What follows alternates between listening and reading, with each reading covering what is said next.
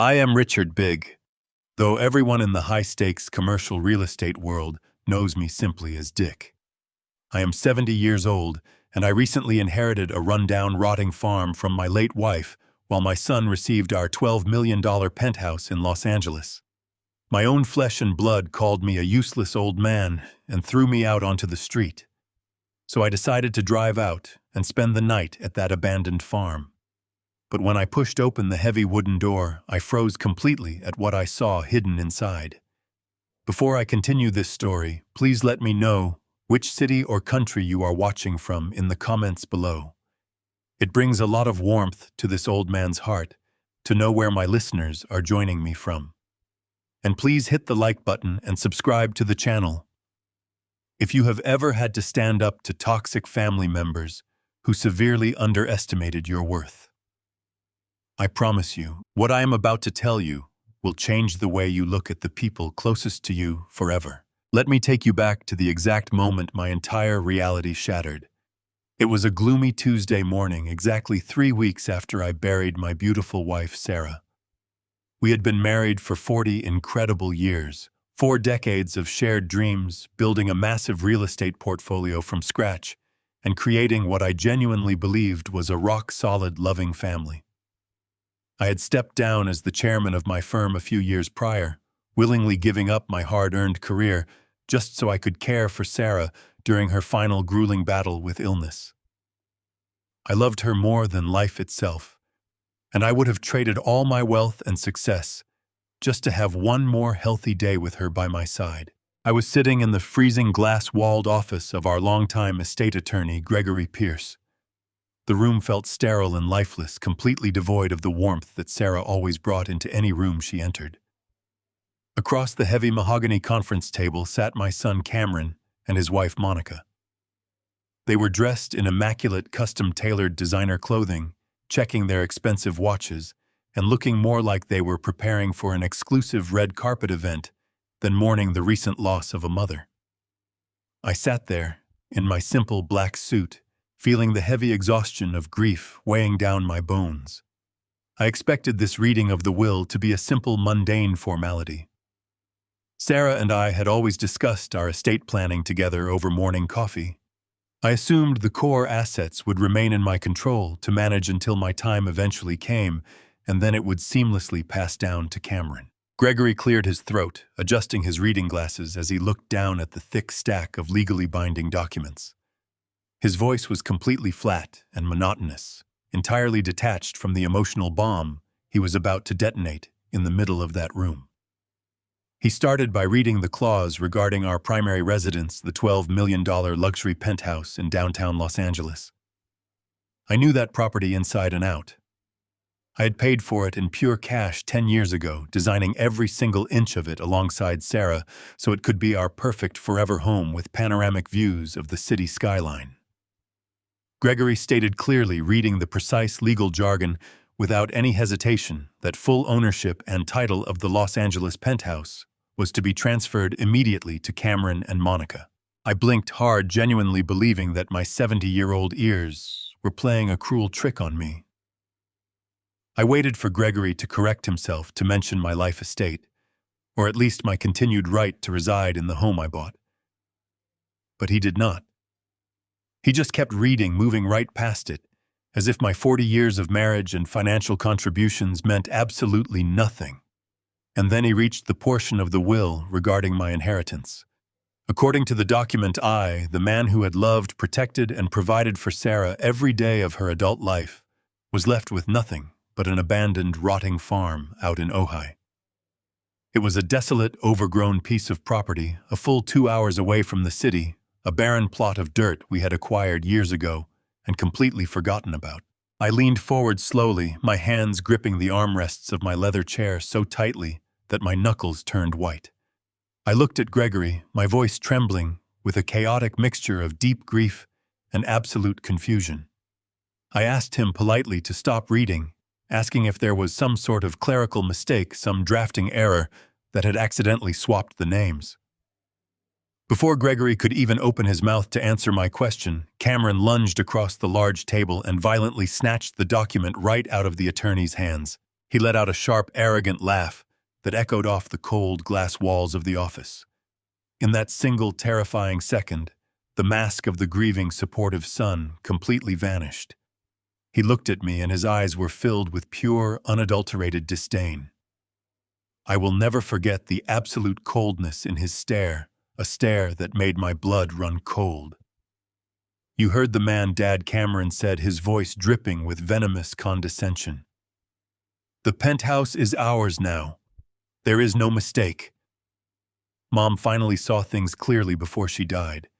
She knew you were losing your edge, losing your mind. And frankly, a useless old man like you has no business living in a $12 million property. The room started spinning. The boy I had taught to ride a bike, the son I had proudly put through the finest business schools in America. The child I had sacrificed my own sleep to comfort when he was sick, was looking at me like I was a piece of garbage taking up space. I tried to speak, to demand an explanation, but the shock completely suffocated me. Cameron leaned in closer, aggressively tapping the heavy legal paper against the polished wood table. You need to go home, pack your bags, and be out of my property by 5:00 this evening, he demanded, narrowing his eyes. Monica and I are hosting a private dinner for some very important VIP clients tonight. We are closing a massive deal, and we absolutely do not have the time or the patience to deal with a senile old fool wandering around the living room and ruining our image. I was entirely numb. My chest ached with a pain far worse than any physical injury I had ever sustained. I do not even remember the long car ride back to the penthouse. I just remember the deeply humiliating blur of throwing 40 years of my beautiful life into 2 small travel suitcases. I was forced to pack my most basic belongings while my son's hired private security detail stood by the bedroom door, watching my every move as if I were a common thief stealing from a hotel. By 4:30 in the afternoon, I was standing in the grand marble hallway by the front elevators, literally being pushed out of the very home I had bought with my own blood, sweat, and tears. The heavy brass elevator doors chimed, ready to take me down to the lobby and out of their lives forever. Just as I grabbed the handle of my suitcase, feeling completely defeated, Monica stepped out of the shadows of the corridor. She wore a sickening, victorious smirk that made my stomach churn. She reached into the pocket of her expensive designer blazer and shoved a small, unmarked prescription bottle roughly into my hand. Sarah's dying wish, Monica whispered, leaning uncomfortably close to my ear so the security guards could not hear. Take 2 a day for your heart, old man. Have a safe drive to nowhere. The heavy brass doors slid shut, sealing me out of the life I had built. I stood there in the polished marble hallway, the cold surface of the unmarked plastic bottle pressing into my palm. Monica's cruel whisper echoed in my ears as I gripped the handle of my suitcase and made my way down to the underground parking garage. The descent felt like a funeral march. I found my beat-up Ford pickup truck parked between 2 gleaming European sports cars. It was a relic from my early days in construction, a truck I kept purely out of nostalgia, and a stubborn refusal to forget where I came from. I tossed my bags onto the passenger seat and climbed behind the steering wheel. The leather was worn, smelling faintly of old coffee and sawdust. I sat there in the dim fluorescent lighting, staring at the small white pills inside the clear plastic container. There was no label, no dosage instructions, no pharmacy stamp, just smooth white tablets. My mind was racing, trying to process the absolute whiplash of the last 2 hours. Sarah and I had built an empire together. We had shared every financial decision, every triumph, and every burden. How could she secretly draft a will that left me destitute while handing our crown jewel over to a son who looked at me with such venom it did not make sense?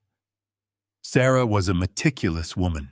She was a former forensic accountant who scrutinized every contract and every bank statement we ever signed. Leaving me with a decaying farm in Ojai and a bottle of mystery pills was completely contrary to the woman I had loved for 40 years. I needed answers. I pulled my phone from my pocket and stared at the screen. My thumb hovered over Cameron's name. I took a deep breath, trying to steady the tremor in my hand and pressed dial. The phone rang 3 times before the line clicked open. I expected him to bark at me to ask why I was bothering him when he was busy preparing for his very important clients.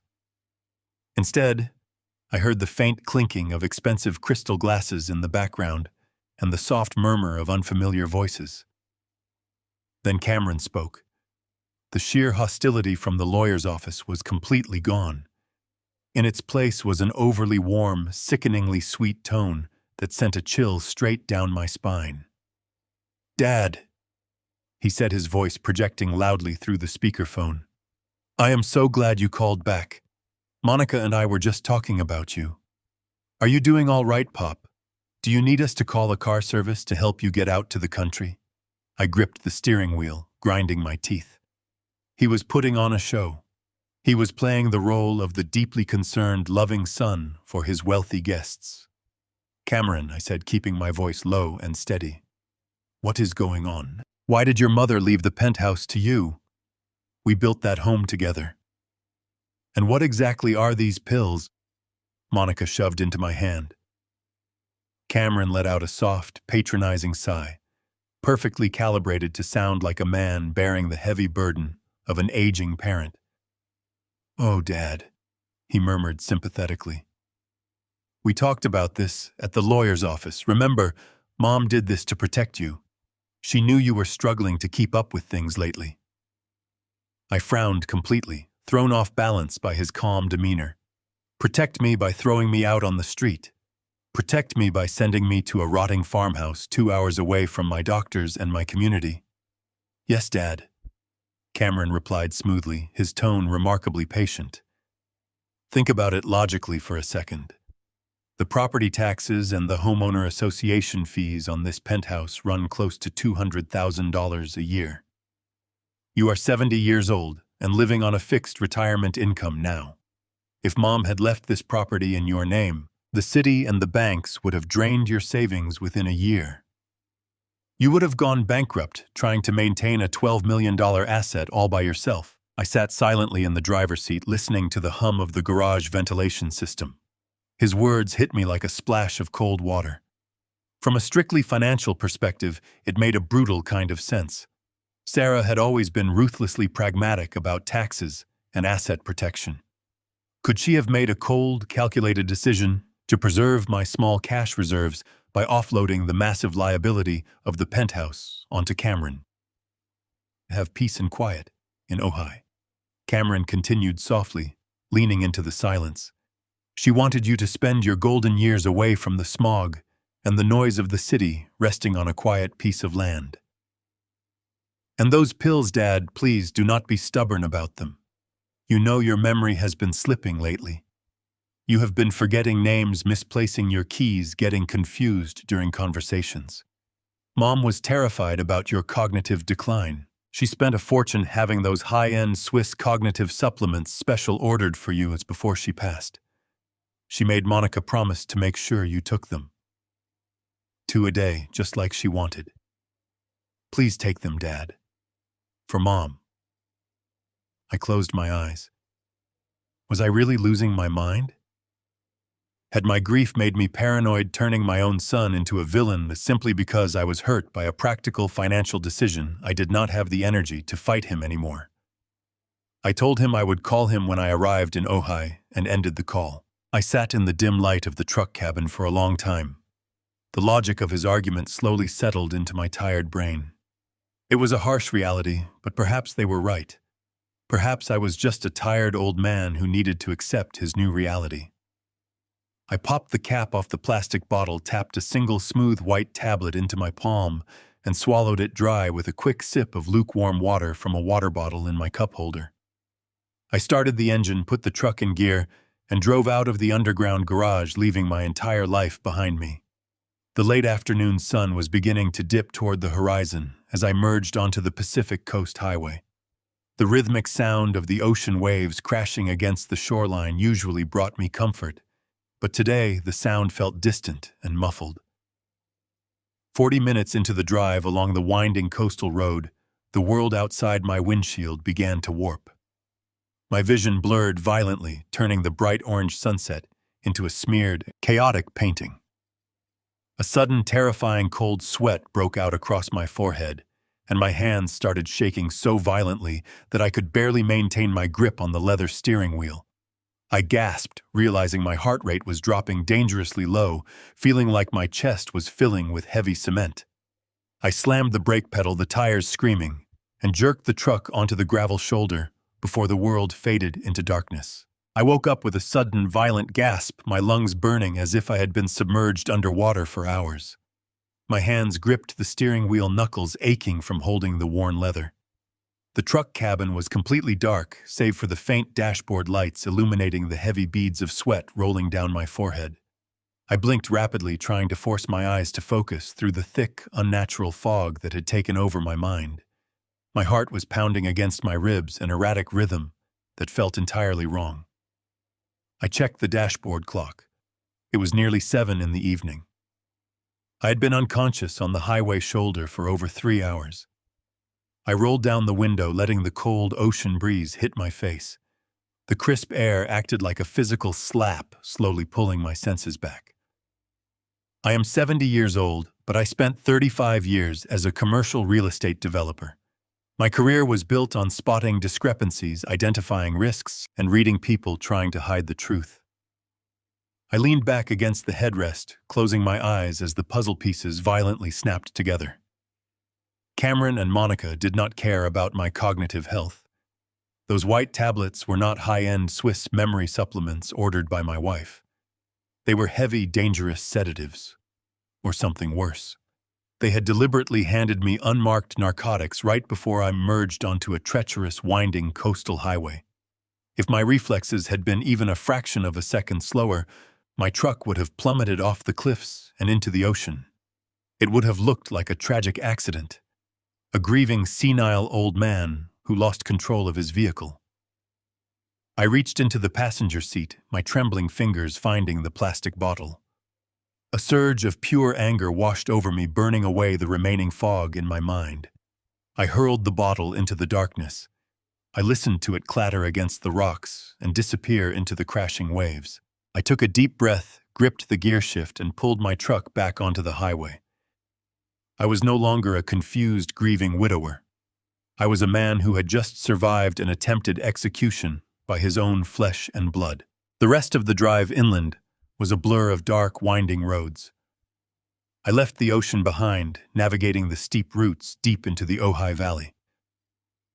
By the time my GPS indicated I was approaching the property, the sun had dipped below the mountain ridgeline, casting long, eerie shadows. I turned off the paved road and onto a rugged dirt driveway entirely choked with overgrown weeds. The branches of dying oak trees scraped aggressively against my truck as I crept forward. After a mile, the dense tree line broke, revealing the property Sarah had left me. I shifted into park and stared through the dusty windshield. It looked like a setting from a cheap horror movie. The main farmhouse was a decaying structure. The porch roof had caved in, the wooden siding was rotting, and every window was either boarded up or shattered.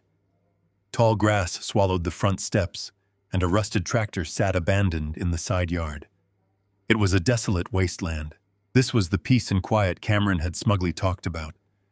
A property so worthless that no one would ever come looking for me. I stepped out, the crunch of dry gravel echoing in the stillness of the valley. The air here was entirely different from the coast. It was dry still and completely devoid of life. I grabbed a heavy metal flashlight from behind my seat to cut through the encroaching darkness. I walked around the perimeter of the farmhouse, shining the light over the collapsed roof and cracked foundation. Evaluating properties was practically woven into my DNA. I automatically started assessing the structural integrity, foundation, settling, and roof load. The house was beyond repair. It was a complete teardown. There was no logical reason for Sarah, a brilliant forensic accountant, who managed our assets with ruthless precision, to hold on to a dead property like this for a decade. It made zero financial sense. She hated dead assets. She hated paying taxes on useless land. Why would she secretly keep this ruin? And why would she specifically single it out to be my sole inheritance? I continued walking past the main house, my boots crunching over dead branches and scattered debris. The property extended far back into a dense cluster of towering trees. As I moved away from the farmhouse, my flashlight beam swept across the ground, and I stopped dead in my tracks. My developer instincts, honed over 3 decades of inspecting construction sites, flared violently to life. The narrative Cameron had spun was falling apart right beneath my feet. The driveway leading up to the main house was covered in years of untouched, overgrown brush. But the path leading past the house, curving toward the back of the property, was different. I crouched down, shining the light directly onto the dirt. The earth here was deeply compacted and heavily rutted. These were not the tracks of a lost hiker or a wandering local. These were fresh, deep, heavy-duty truck tire tracks, the kind made by commercial utility vehicles carrying massive payloads. And there were dozens of them, overlapping each other, creating a clear, recently used road right through the mud. I stood up, my heart beginning to race again, but this time not from the sedatives. I followed the heavy tracks, letting them guide me deeper into the property. The trees parted again, revealing a massive looming structure situated at the very back of the lot. It was a large corrugated metal barn. The exterior was cleverly painted and weathered to look just as abandoned and rusted as the main farmhouse. It blended in perfectly with the desolate environment. But as I walked closer, shining my light along the side of the structure, my breath caught in my throat. Running down the side of an old wooden utility pole hidden in the trees was a thick black electrical cable. I followed the cable with my flashlight as it swooped down and connected directly into the side of the rusted barn. It was a brand new industrial-grade 3-phase power line. In commercial real estate, you only run 3-phase power lines for specific reasons. You run them when you need to support heavy manufacturing equipment, massive industrial refrigeration units, or high-density computer server farms. You do not install industrial power grids into an abandoned, rotting barn in the middle of nowhere. I slowly lowered my flashlight, stepping closer to the massive metal doors of the barn. The air around the structure felt different. There was a faint, almost imperceptible, low-frequency hum vibrating through the ground beneath my boots. Someone was drawing a massive amount of electricity into this supposed ruin. Why is there a brand-new industrial-grade 3-phase power line running into an abandoned barn? And why are there fresh, heavy-duty truck tire tracks heading straight for the back of the property? I had to find out what was inside. I turned away from the heavy metal doors of the mysterious barn and slowly made my way back toward the decaying farmhouse. The crisp evening air had grown noticeably colder as night fully descended upon the quiet Ojai Valley. My heavy work boots crunched softly over the dry, overgrown weeds and deeply cracked earth. I needed to get inside the main house immediately. I needed to sit down in a secure place and mentally process the sheer magnitude of the baffling anomalies I had just uncovered out back. I approached the wooden porch and forcefully pushed open the front door of the main house. Its severely rusted hinges shrieked violently into the otherwise quiet night, sounding eerily like an injured animal crying out in the dark. The interior of the house smelled intensely of stale dust, spreading dry rot, and countless years of absolute unforgiving neglect. I stepped inside and swept the bright beam of my heavy metal flashlight across the desolate living room. The faded, floral wallpaper was peeling off the walls in long, yellowed strips, and the uneven floorboards groaned loudly under my shifting weight. There was a single tattered armchair sitting perfectly in the center of the dark room, covered completely by a thin white sheet that had turned a sickly gray color with age. I reached out and pulled the dirty sheet away, sending a thick cloud of dust particles into the stale air, and sank heavily into the worn cushions. My mind was spinning relentlessly. The industrial 3-phase power line, the fresh heavy-duty tire tracks in the mud, the completely uncharacteristic behavior of my highly organized, pragmatic late wife. Absolutely none of it made any logical sense yet. All these hidden clues pointed directly to something massive and highly secretive being hidden right here on this forgotten piece of land. Before I could even begin to piece together a rational theory, the sudden shrill ringing of my cell phone violently shattered the dead silence of the isolated farmhouse. I flinched physically, my tired heart suddenly jumping directly into my throat. The sudden digital noise was absolutely deafening in the empty, echoing room. I quickly pulled the phone from my jacket pocket, fully expecting to see Gregory, the cold estate attorney, calling to arrogantly finalize some leftover legal paperwork from the morning. Instead, the bright glowing screen displayed a name that instantly made my blood run entirely cold. It was Monica, my incredibly cruel daughter-in-law. The exact same woman who just a few short hours ago had shoved a suspicious bottle of heavy sedatives directly into my hand and practically kicked me out onto the street with a vicious, triumphant smirk on her face. Why on earth would she be calling me now, deep into the evening? I stared blankly at the glowing screen as the phone vibrated repeatedly against my palm.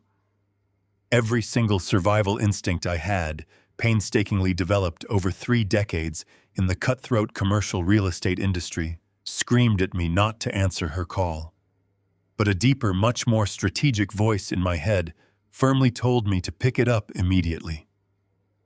I needed to know exactly what she wanted. I cleared my throat forcefully, forcing my tense facial muscles to relax, and slowly swiped the green button to accept the unexpected call. I brought the digital device up to my ear and let out a soft, tired greeting. I barely recognized the distinct voice that responded on the other end of the line. Dad.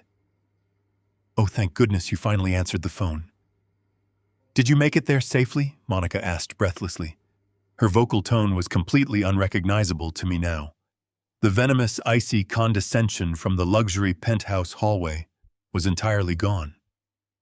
In its place was an overly sweet, highly frantic, and almost desperate level of parental concern. Her voice was pitched artificially high, fluttering with a feigned, dramatic anxiety that instantly made my skin crawl with discomfort. It was a calculated performance, a terribly transparent and poorly acted one, but I decided to play along with her twisted game. Yes, Monica, I muttered softly, intentionally making my voice sound incredibly slow, weak, and extremely heavy. I made it. I am currently inside the farmhouse. Oh, I am so incredibly relieved, she continued, speaking entirely too fast for a normal conversation. Listen, Dad. I was just wondering. Have you walked around the outer property yet? Did you happen to go into the old barn out back? Mom always talked fondly about that specific barn. Did she perhaps leave anything interesting in there for you? Did you open the big doors? The aggressive specificity of her rapid-fire questions hit me like a physical, heavy blow to the stomach. She did not actually care if I had miraculously survived the treacherous drive down the highway.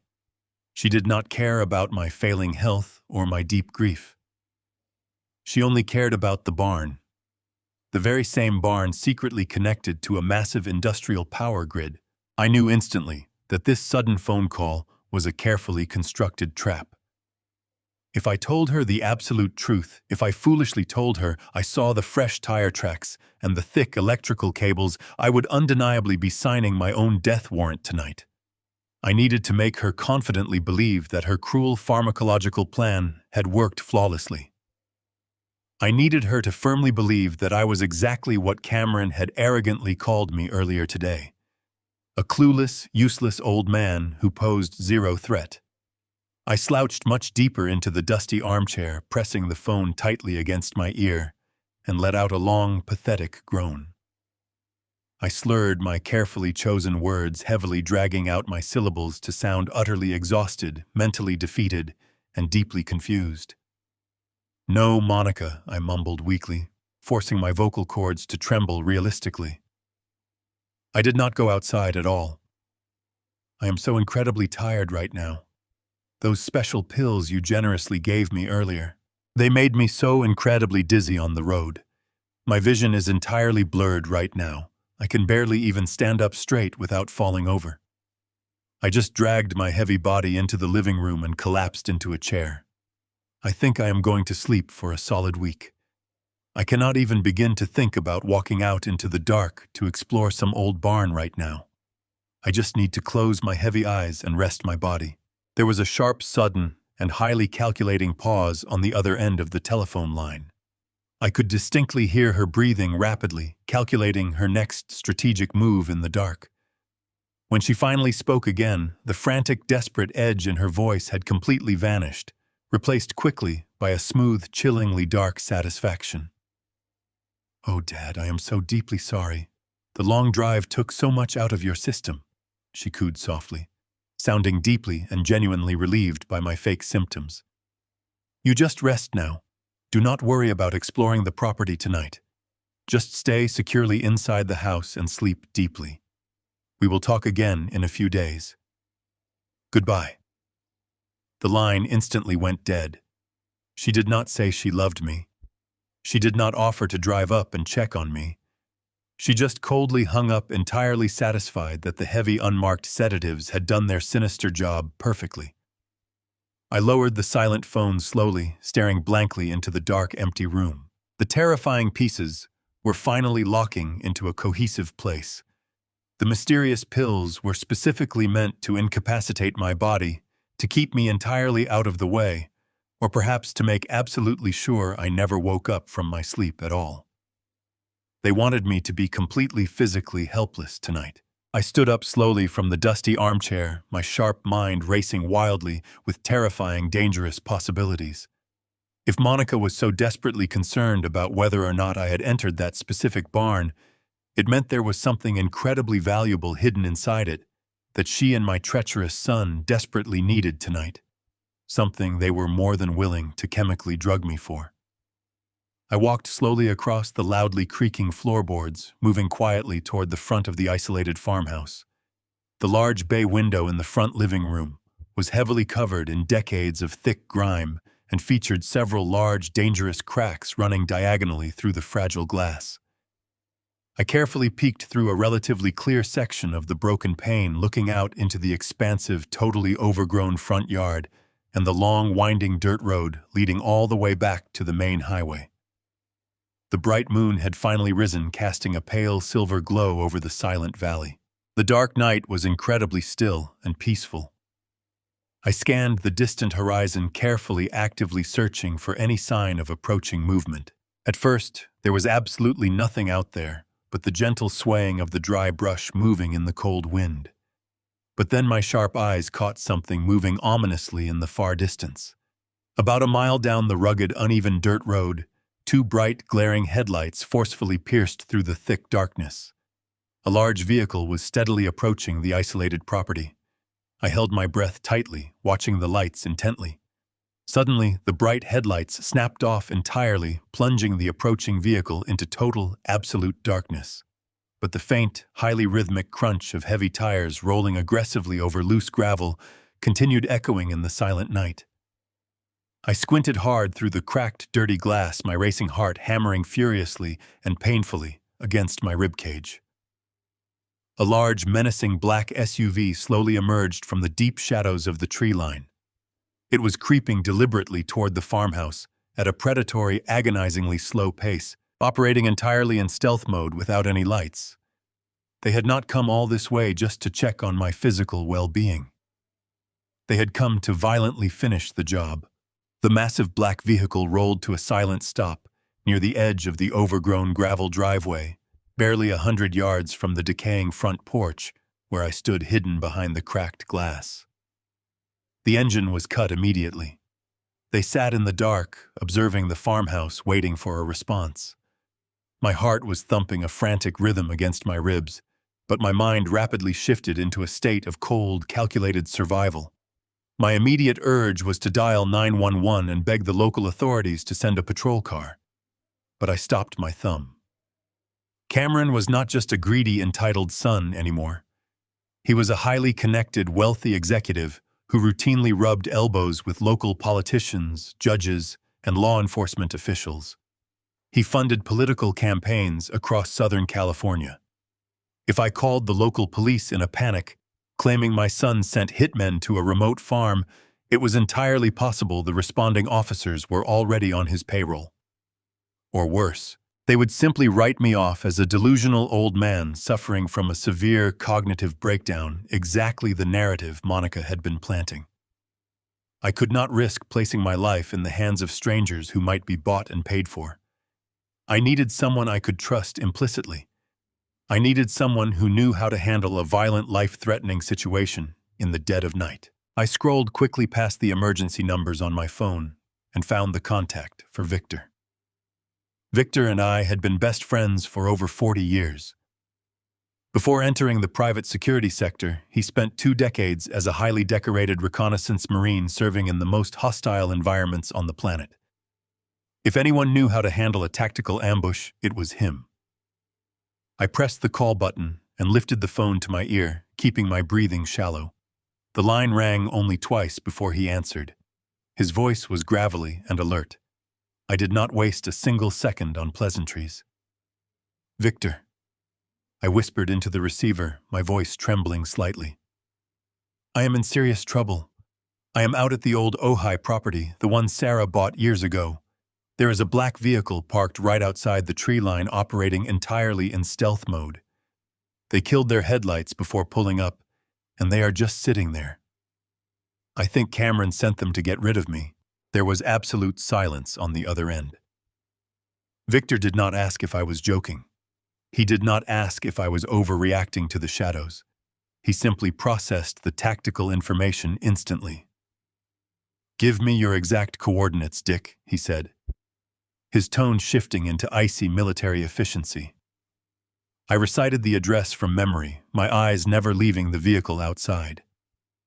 "I am 20 minutes away if I push the engine," Victor replied. "Do not engage them under any circumstances.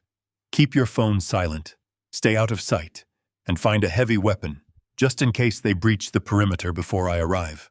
I am on my way." He hung up. I slipped the phone into my jacket pocket and slowly backed away from the front window, placing each footstep with agonizing care to avoid the creaking floorboards. I needed a weapon, something heavy and solid that could do actual damage if I was forced into a physical confrontation. I moved silently through the dark hallway toward the rear of the house, letting my memory of the floor plan guide my movements. The kitchen was a desolate space bathed in the pale moonlight filtering through dirty back windows. I ran my hands over the decaying countertops and opened a few rusted drawers, finding nothing but brittle wood and ancient dust. Then my foot brushed against something cold and solid resting on the floor near the door. I crouched down and swept my hand over the linoleum, my fingers wrapping around a heavy iron crowbar. It was covered in rust and old paint left behind by whoever boarded up the house years ago, but it was perfectly balanced and incredibly dangerous in the right hands. I gripped the cold iron tightly, feeling a sudden surge of adrenaline flood my tired muscles. I was 70 years old, but I was absolutely not going to simply lie down and let my incredibly ungrateful son order my execution without putting up a brutal, bloody fight. I pressed my back against the kitchen wall and carefully reached for the brass handle of the rear door. It was stiff fighting against my grip, but I applied steady pressure until the latch finally clicked open with a barely audible metallic pop. I eased the door open just wide enough to slip my body through the narrow gap and stepped quietly out into the freezing night air. The backyard was heavily overgrown with thick brush and tall, dead grass, providing me with excellent natural cover. I crouched down low, letting the dense vegetation conceal my silhouette, and slowly maneuvered my way around the side of the house toward the front driveway. I moved with agonizing caution, ensuring my heavy boots did not snap any dry twigs. When I finally reached the corner of the rotting porch, I peered carefully through the bushes. The doors of the black vehicle quietly swung open. 2 men stepped out onto the gravel. They were not common street thugs or cheap local criminals. They were dressed in high-end black tactical gear from head to toe. They wore heavy Kevlar vests, dark combat boots, and black fabric masks that completely covered their faces. In their hands, they carried sleek firearms equipped with long cylindrical sound suppressors. These men were highly trained, heavily armed professionals moving with terrifying synchronized military precision. They communicated entirely through subtle hand signals, their movements devoid of hesitation. One of the men reached into a tactical pouch on his chest and pulled out a complex electronic device. Even from my hidden vantage point, I recognized the distinct glowing interface of a biometric bypass scanner. It was a highly specialized piece of equipment used exclusively by high-level security firms to hack into advanced digital locking mechanisms. Why would a hit squad need a biometric scanner to break into a decaying farmhouse? The terrifying answer presented itself almost immediately. The two armed men did not turn toward the front porch. They did not even glance at the broken windows of the main house where they supposedly believed I was sleeping off a heavy dose of narcotics.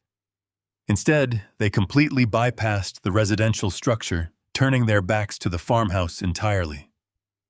They raised their suppressed weapons to a ready position and began marching silently through the muddy grass, heading directly toward the massive metal barn at the far edge of the property.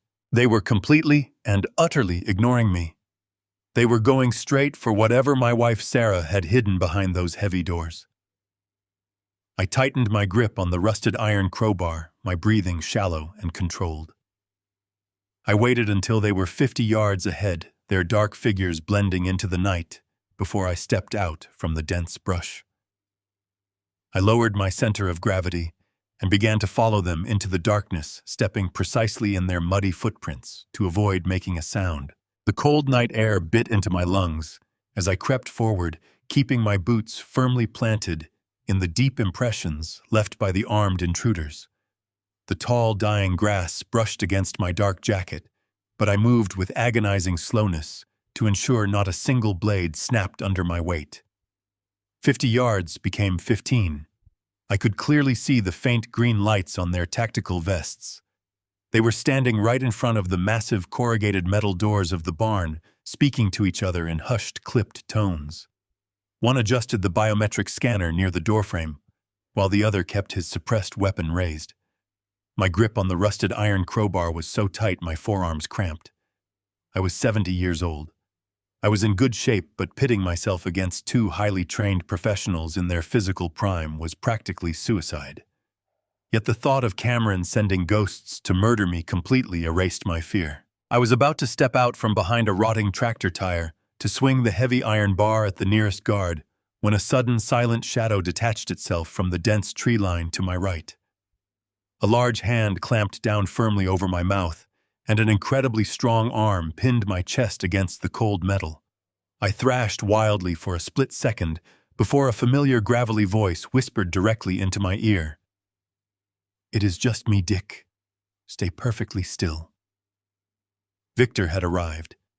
He let go of my mouth and crouched beside me in the mud. He wore dark clothing and moved with a ghostly fluidity that defied his age. He did not ask me if I was okay. He simply analyzed the tactical layout in front of us with cold, clinical precision. "Two Tango's heavy armor suppressed rifles," Victor whispered, his eyes locked onto the targets. "We take them simultaneously on my mark. I take the one on the left. You take the right. Do not aim for the head or chest, they have Kevlar. Aim for the back of the knees, drop them to the dirt, and I will handle the rest. Do you understand?" I nodded, my heart hammering a furious rhythm against my ribs. I tightened my sweaty grip on the heavy iron crowbar. Victor held up 3 fingers in the pale moonlight. Then 2, then 1. We moved out of the brush like twin shadows. The element of absolute surprise was our only advantage. I rushed forward, closing the gap with a burst of desperate adrenaline I did not know I possessed.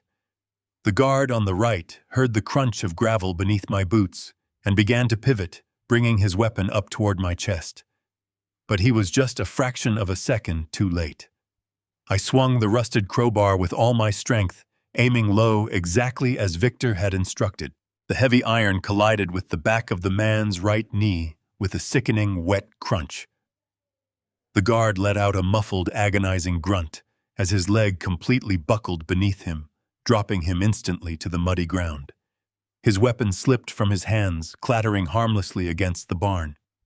Before he could attempt to recover, Victor was finishing his target.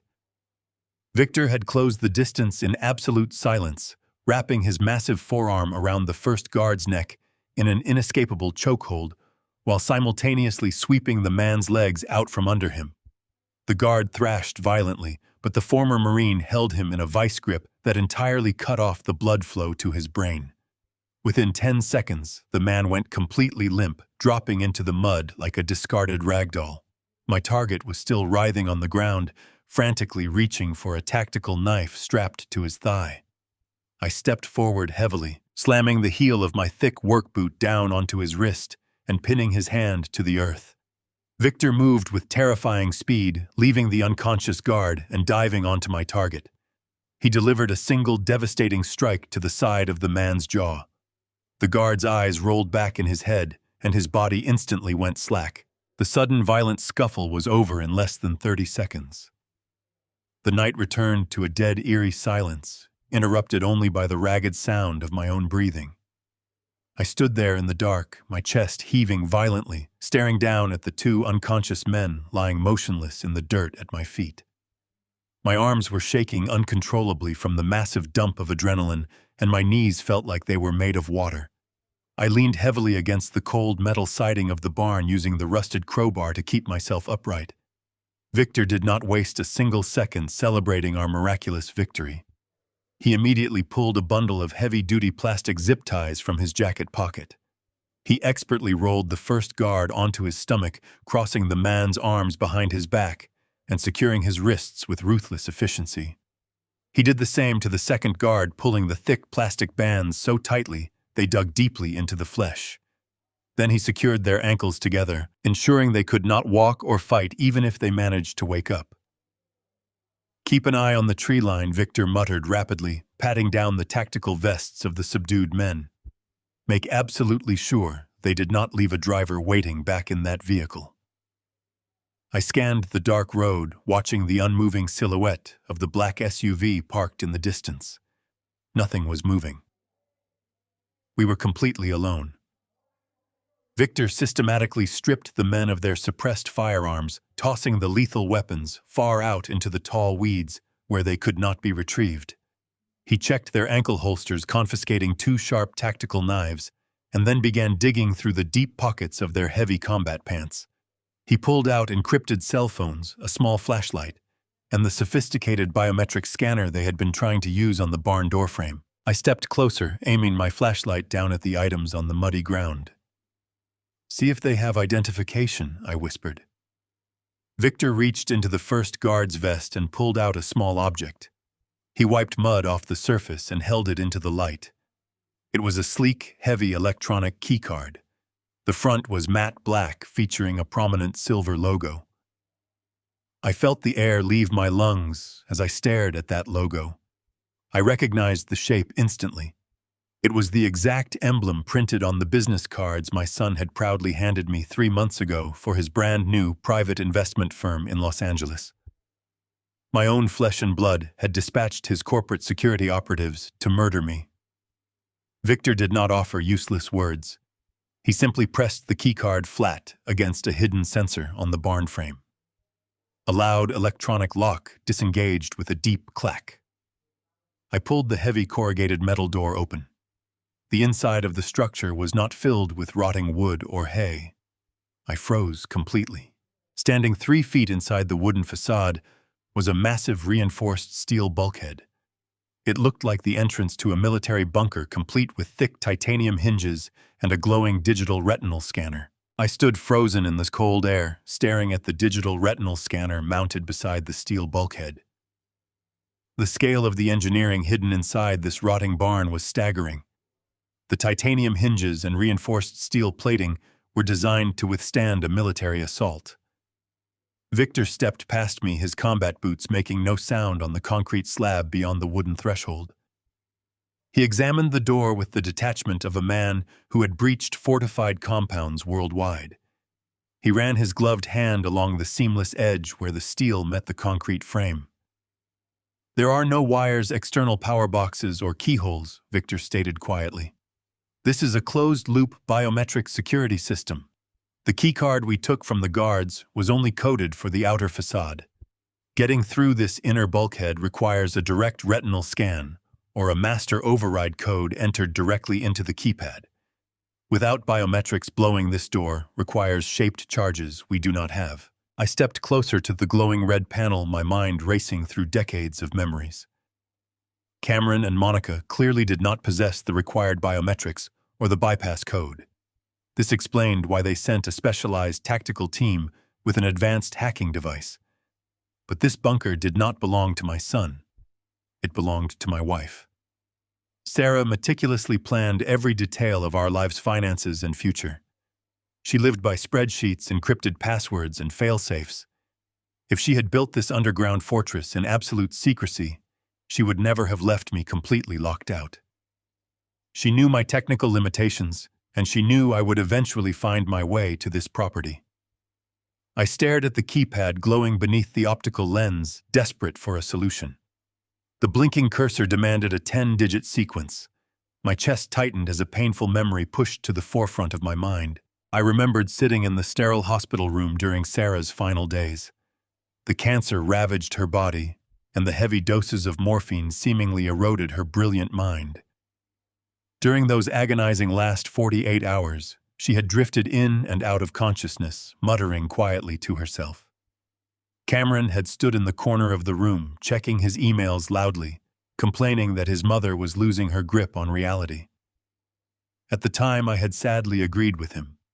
Sarah had kept repeating a specific random sequence of numbers, her frail fingers gripping my hand with surprising strength. 4, 7, 9, 2. She whispered those digits repeatedly, her cloudy eyes locking onto mine with a fierce intensity I foolishly chalked up to terminal delirium. I spent hours stroking her hair, telling her to rest, ignoring the vital message she was desperately passing to me before her final breath. She was not losing her mind. She was leaving me the key. A profound wave of sorrow and immense clarity washed over my tired body. Sarah had known her time was critically short, and she knew she could not trust our son. She used her final moments of lucidity to give me the exact combination I needed to uncover the truth. But 4 digits were not enough. The digital interface demanded a full 10-digit sequence. I closed my eyes, tuning out the low hum of the industrial power grid vibrating through the concrete floor. I needed to think exactly like Sarah. She was a woman of deep sentiment wrapped in practical logic. If she needed a 10-digit code, I would never forget she would combine her secret numbers with the most important date of our shared lives. Our wedding anniversary. August 14th, 1982, 08-14-1982. That was 8 digits. If I dropped the century, it became a 6-digit sequence. 08-14-802. Combined with the 4 specific numbers she whispered on her deathbed, it equaled exactly 10 digits. Victor watched me in absolute silence as I reached my trembling hand toward the glowing red keypad. The cool night air seemed to vanish entirely, replaced by a suffocating, heavy tension. If I entered the wrong code, a system this advanced would trigger a hard lockdown, sealing the steel door and instantly alerting whoever was monitoring the security grid. I took a deep breath, letting the memory of Sarah guide my fingers. I typed the first 6 digits. 0, 8, 1, 4, 8, 2. The keypad emitted a series of soft electronic beeps, registering the numerical input. I paused for a fraction of a second, my heart hammering furiously against my ribs. I entered the final 4 numbers she had given me. 4, 7, 9, 2. I pressed the green confirmation key and stepped back, holding my breath. For 3 agonizing seconds, absolutely nothing happened. The red optical scanner blinked rhythmically, silently, processing the numerical entry. Then the red light suddenly shifted to a bright, vibrant green. A deep, heavy mechanical thud echoed from within the thick steel wall, followed immediately by the unmistakable hiss of depressurizing hydraulic seals. The titanium hinges groaned loudly as the incredibly heavy bulkhead slowly began to swing outward, releasing a rush of crisp, perfectly chilled air into the dusty outer barn. Victor instantly raised his confiscated tactical knife, stepping protectively in front of me as the heavy door fully opened, but there was no immediate physical threat waiting for us inside the bunker. There was only the steady, rhythmic hum of high-powered electronics. We stepped cautiously over the thick steel threshold and entered a completely different world. The interior of the bunker was a pristine, meticulously clean, climate-controlled environment. The walls were lined with thick soundproofing panels, entirely eliminating the howling wind outside. Bright, sterile LED lights automatically flickered to life, illuminating rows of towering black computer server racks. Thousands of green and blue lights blinked across the advanced hardware processing a massive amount of encrypted data. Thick bundles of black cables ran seamlessly from the servers into the concrete floor, drawing energy from the hidden industrial power line outside. This was not just a simple storage facility. It was a highly sophisticated, multi-million-dollar off-grid data center. Victor swept his tactical gaze across the humming machines, his sharp eyes scanning the room for hidden cameras or silent alarms.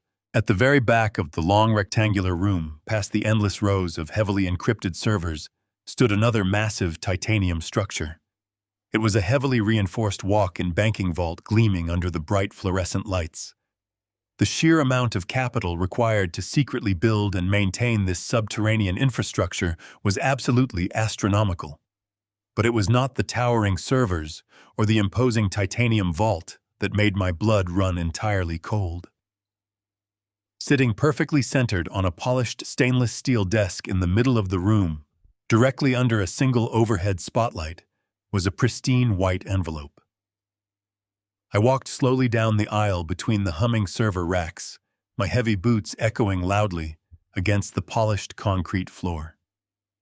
As I approached the desk, the bold, familiar handwriting across the envelope came into sharp, undeniable focus.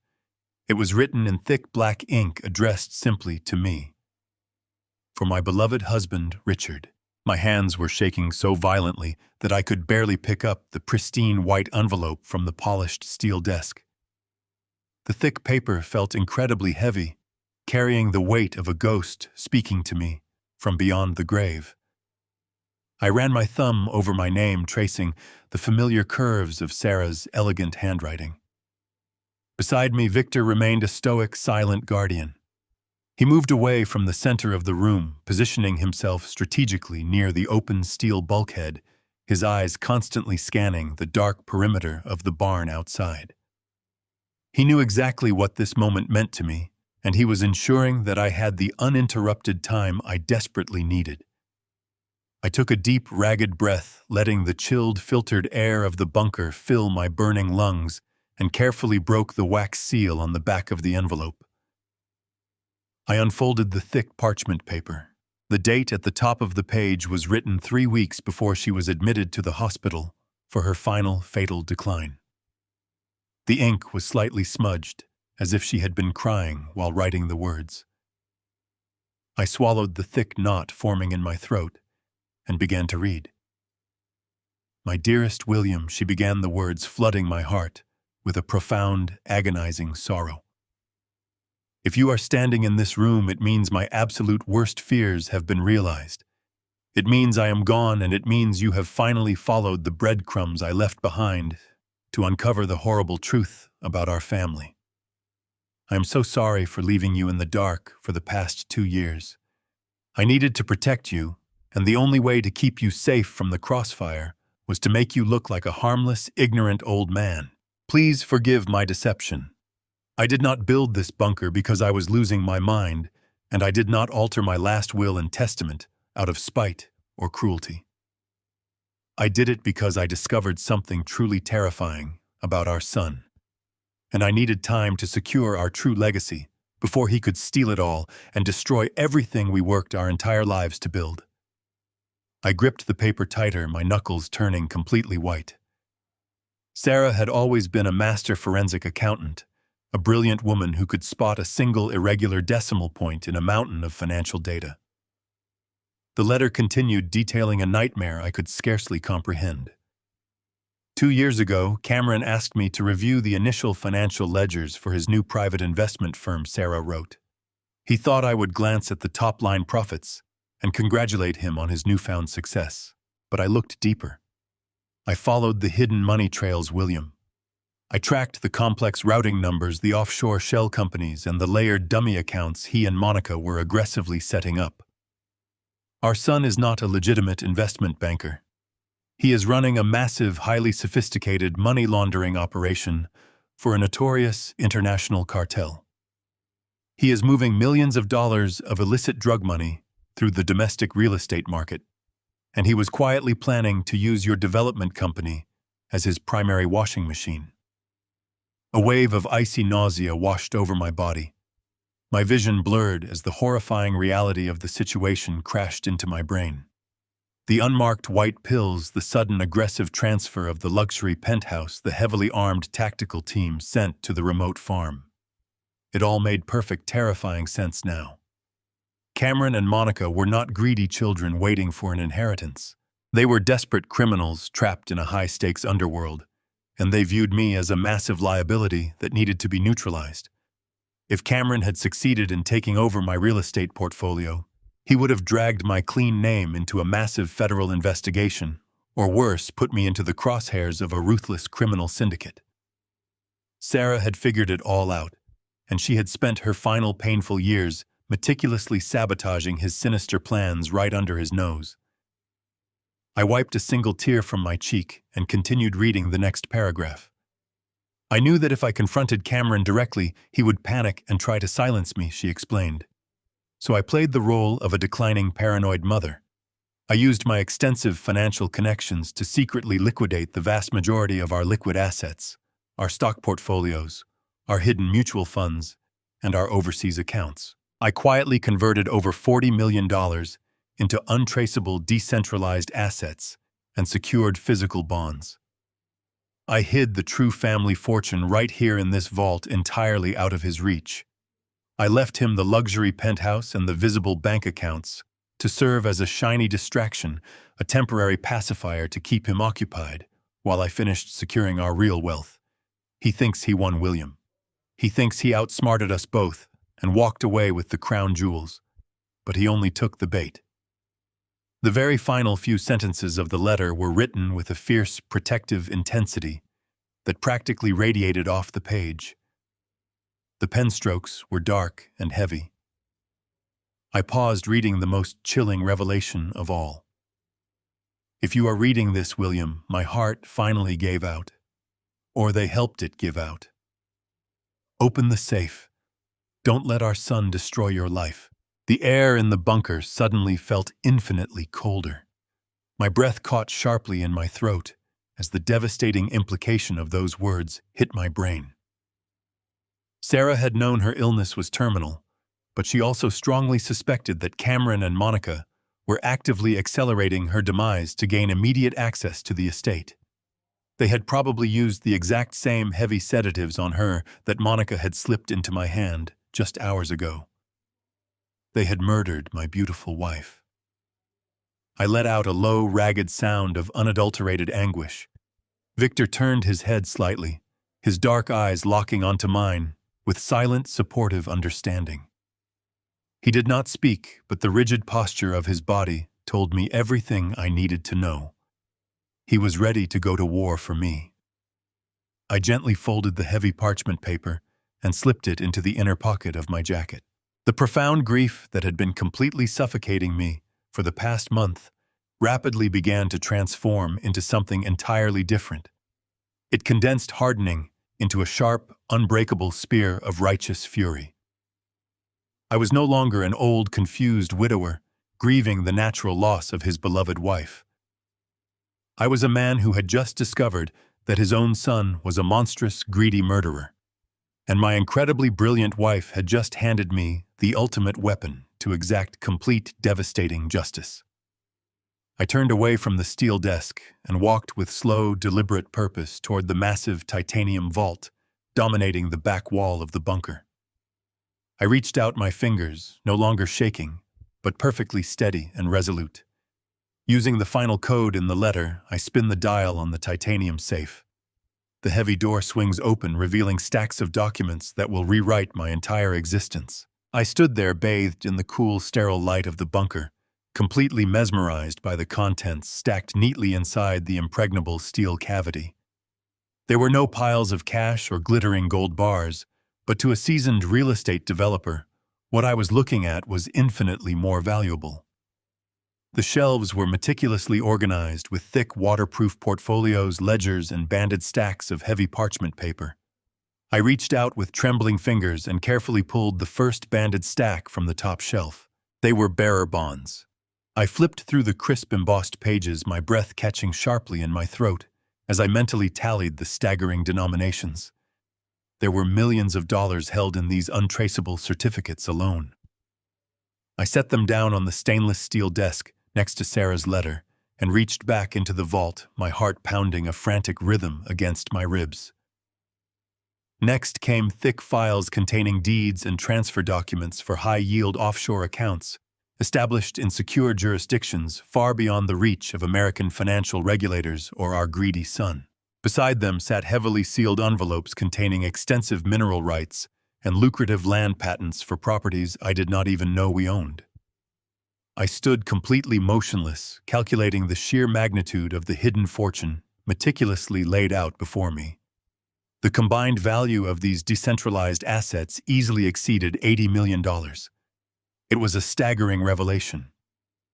Over the past 3 years, while she was battling a terminal illness and pretending to be a frail, declining old woman, my brilliant wife had executed a financial masterclass. Sarah had slowly, methodically, and invisibly siphoned the vast majority of our legitimate wealth out of our visible accounts.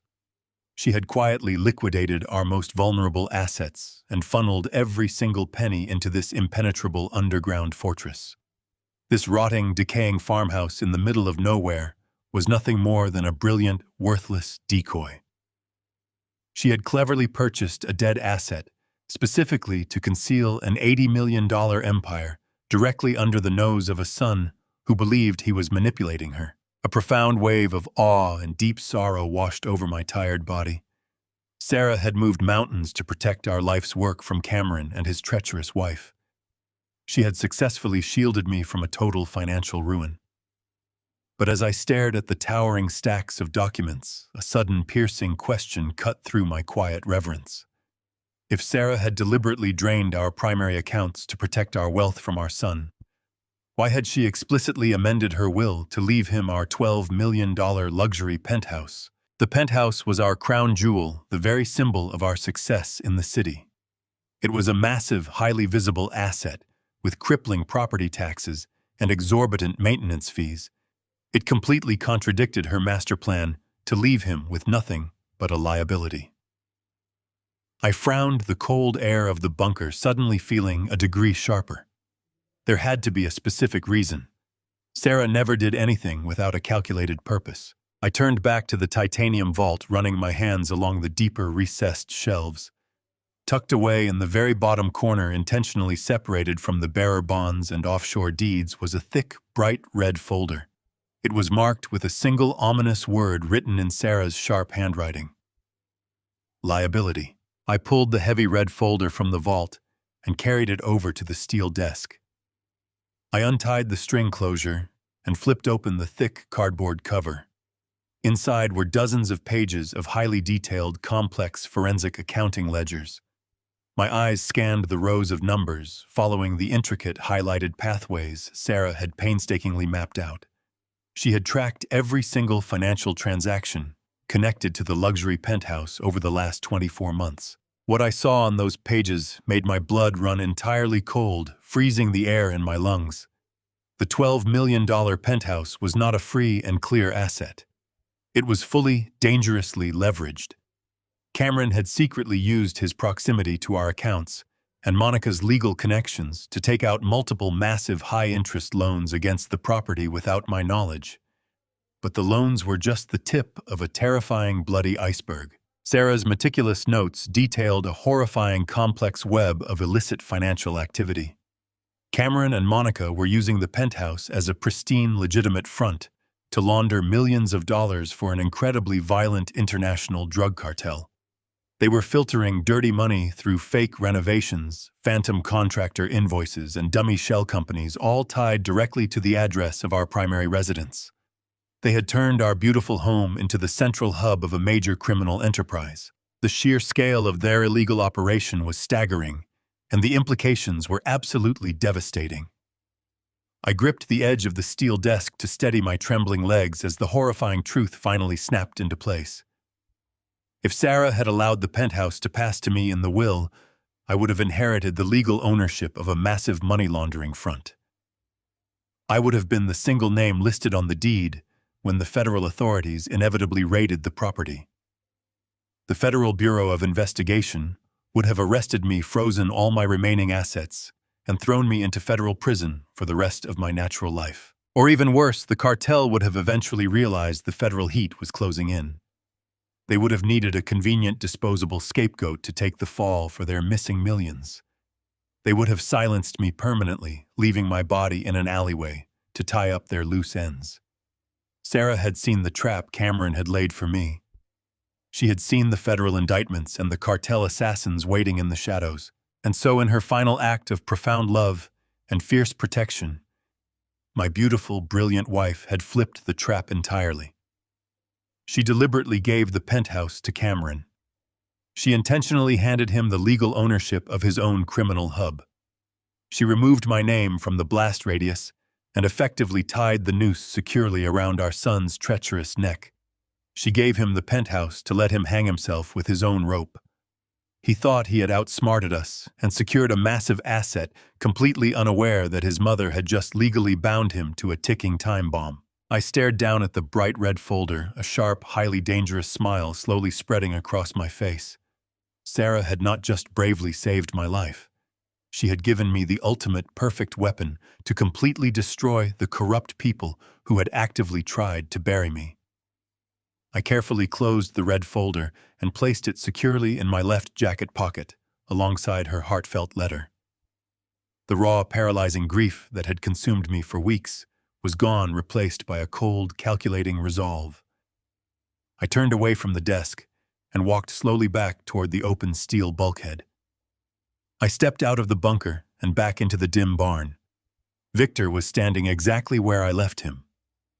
"Let us wake our sleeping guests," I whispered. "We have a lot of important work to do tonight." Victor nodded silently, his face a mask of stone in the harsh fluorescent lighting. We left the two mercenaries securely bound in the freezing mud and walked back through the heavy titanium doors of the climate-controlled bunker. The sheer hum of the towering black server racks seemed entirely different now. It was no longer just the sound of hidden wealth. It was the mechanical heartbeat of Sarah's final desperate attempt to communicate with me from beyond the grave. I set the heavy red folder down on the polished steel desk and turned my attention to the primary computer terminal. Victor moved past me, pulling out a heavy tactical keyboard connected directly to the master server. He typed rapidly, his fingers flying across the keys with the practiced efficiency of a military intelligence officer. Sarah had built an impenetrable digital fortress, but she had also left the front gate wide open for anyone possessing the correct biometric clearance and the bypass code. A bright blue screen flickered to life, illuminating Victor's hardened features. He accessed the primary directory, bringing up a neatly categorized list of encrypted files. There were thousands of financial ledgers, wire transfer receipts, and offshore banking logs. But one specific folder located right on the main desktop stood out immediately. It was labeled with my name, and beneath it was a subfolder simply titled Investigator Files. I leaned over Victor's broad shoulder, my chest tightening with a sudden, overwhelming sense of dread. Sarah had hired a private investigator before she passed away. She knew she was surrounded by vipers and she needed undeniable concrete proof of their venom. Victor clicked on this folder. A long, detailed list of high-definition video files populated the screen. Each file was meticulously named with specific dates and timestamps. The dates corresponded exactly to the final 2 weeks Sarah had spent trapped in the luxury VIP wing of Cedars Sinai Medical Center. My heart hammered violently against my ribs as a cold, sickening realization began to wash over me. She had ordered her private investigator to secretly install hidden cameras inside her own hospital room. She wanted every single moment of her final days documented and preserved in this underground vault. Victor glanced up at me, his dark eyes reflecting a deep, silent warning. "Are you absolutely sure you are prepared to watch this?" "William," he asked quietly. I swallowed the thick knot forming in my dry throat and nodded my head. "Play the final video," I whispered, my voice sounding incredibly fragile in the humming room. Victor double-clicked the last file on the screen. The video player expanded to fill the monitor. The high-definition footage showed Sarah lying incredibly still in her sterile hospital bed, hooked up to a complex array of medical monitors and intravenous drips. She looked so fragile, so entirely consumed by the brutal illness. The timestamp in the corner indicated it was recorded on a Tuesday evening, barely 3 hours before the hospital officially pronounced her dead. I felt a profound, suffocating sorrow, watching her chest rise and fall with slow, agonizing effort. But the quiet sorrow was instantly shattered when the heavy wooden door to her hospital room swung open. Cameron and Monica walked into the frame. They were dressed impeccably, completely unaffected by the grim atmosphere of the intensive care unit. Cameron wore a tailored navy suit, and Monica clutched a designer leather handbag. They stood at the foot of Sarah's bed, staring down at my dying wife with a level of cold, detached impatience that made my stomach churn violently. Cameron checked his expensive wristwatch, letting out a heavy, irritated sigh. The audio feed from the hidden camera was crystal clear, capturing every single word echoing in the quiet room. "The cartel needs the Penthouse transferred to my name by Friday," Cameron said, his voice entirely devoid of any human empathy or filial affection. "She is taking entirely too long to die." The sheer brutality of his words struck me like a physical blow to the jaw. My own son, the boy I had raised, the boy I had protected and provided for his entire life, was standing over his mother's deathbed, complaining that her lingering survival was inconveniencing a ruthless criminal syndicate. I stopped breathing entirely. Monica stepped forward, moving with a chilling, calculated grace. She unzipped her leather handbag and pulled out a small, unmarked medical syringe filled with a clear, unknown liquid. "We cannot afford to wait for nature to take its course, Cameron," Monica whispered, her voice laced with a dark, terrifying pragmatism. "If the transfer is delayed, those people will come after us. They will not accept excuses from a grieving family." I watched the screen in absolute horror, my hands gripping the edge of the steel desk so tightly my knuckles ached. Monica moved quickly to the side of the hospital bed.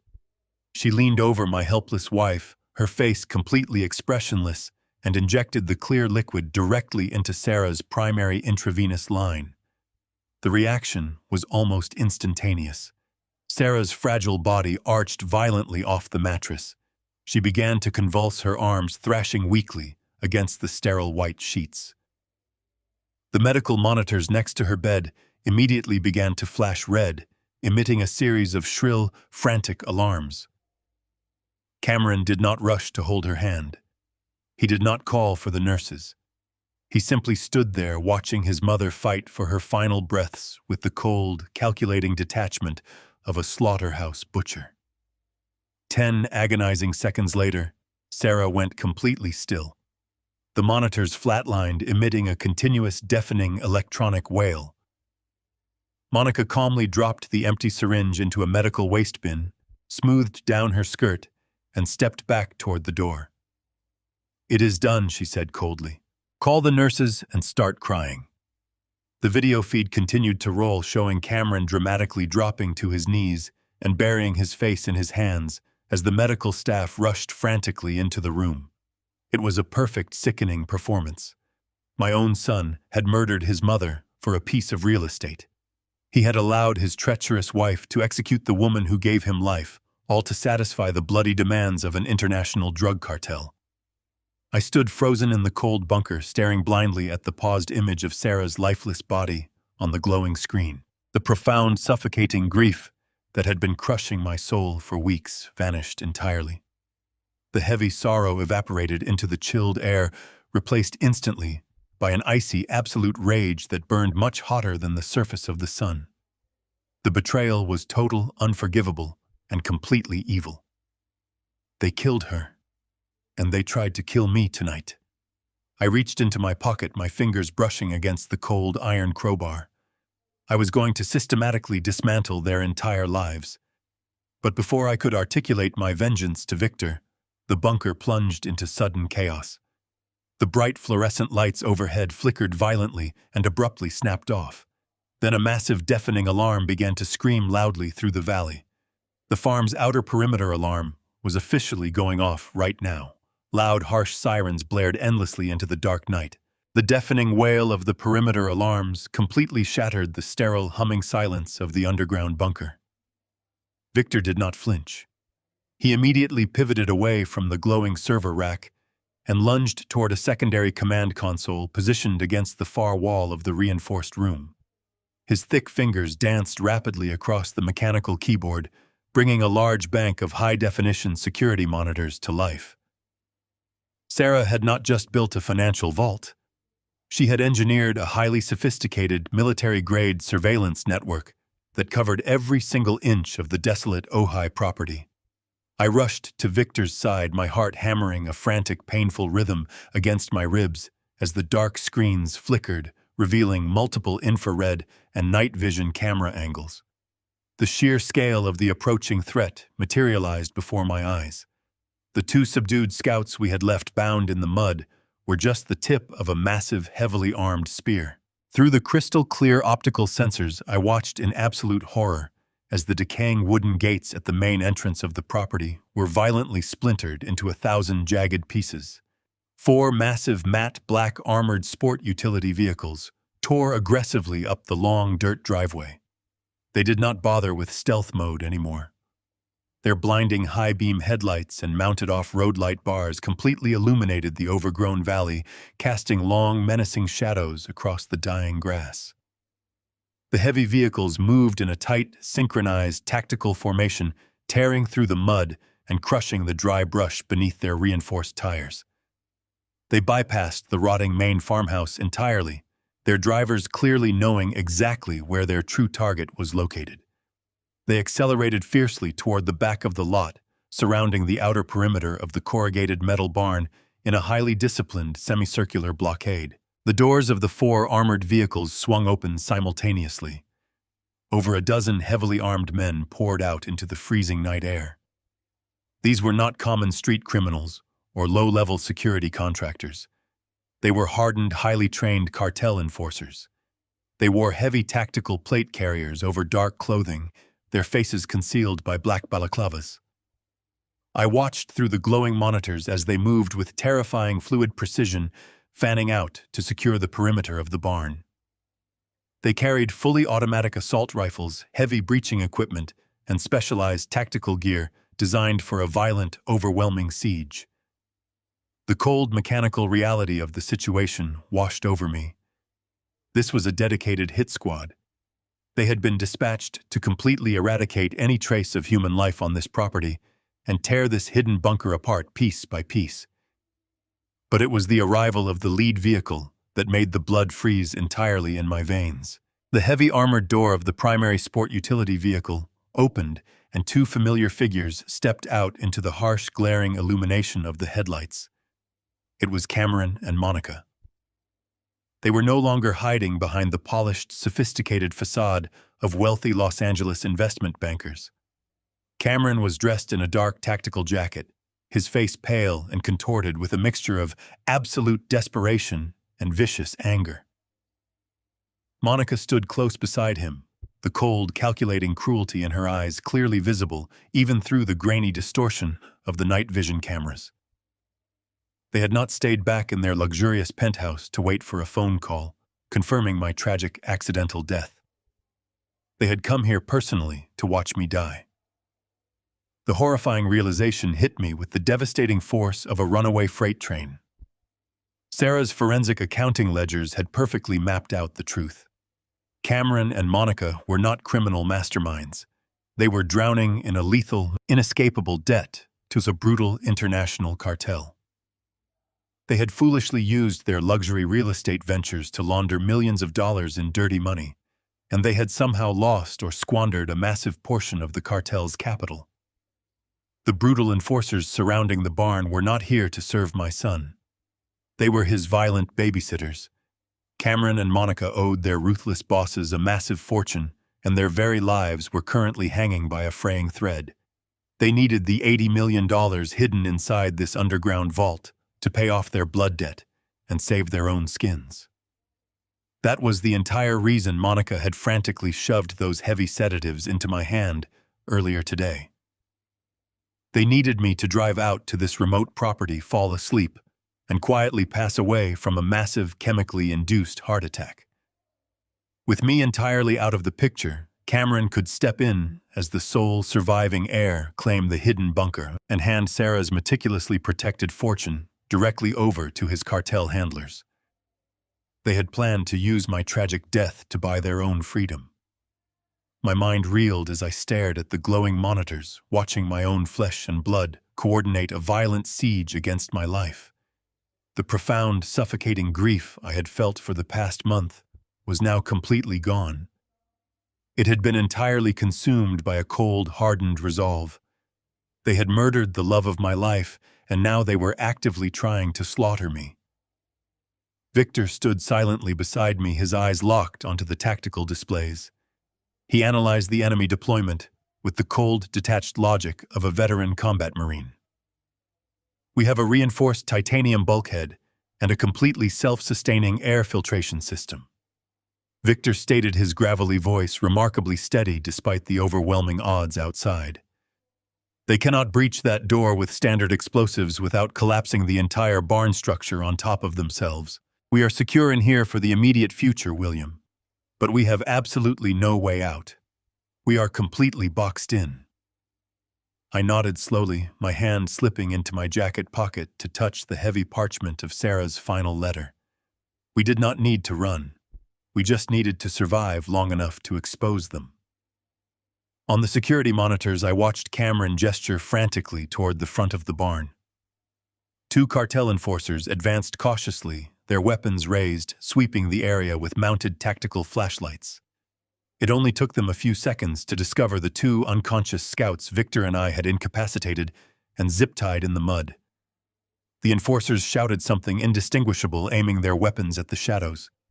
Cameron's pale face contorted into a mask of pure, unadulterated panic as he looked down at his neutralized men. He realized instantly that his flawless, chemically induced assassination plan had failed completely. He realized that I was not asleep in the farmhouse, and I was not a confused, helpless old man. I was awake, I was aware, and I was locked inside the impenetrable vault containing his only salvation.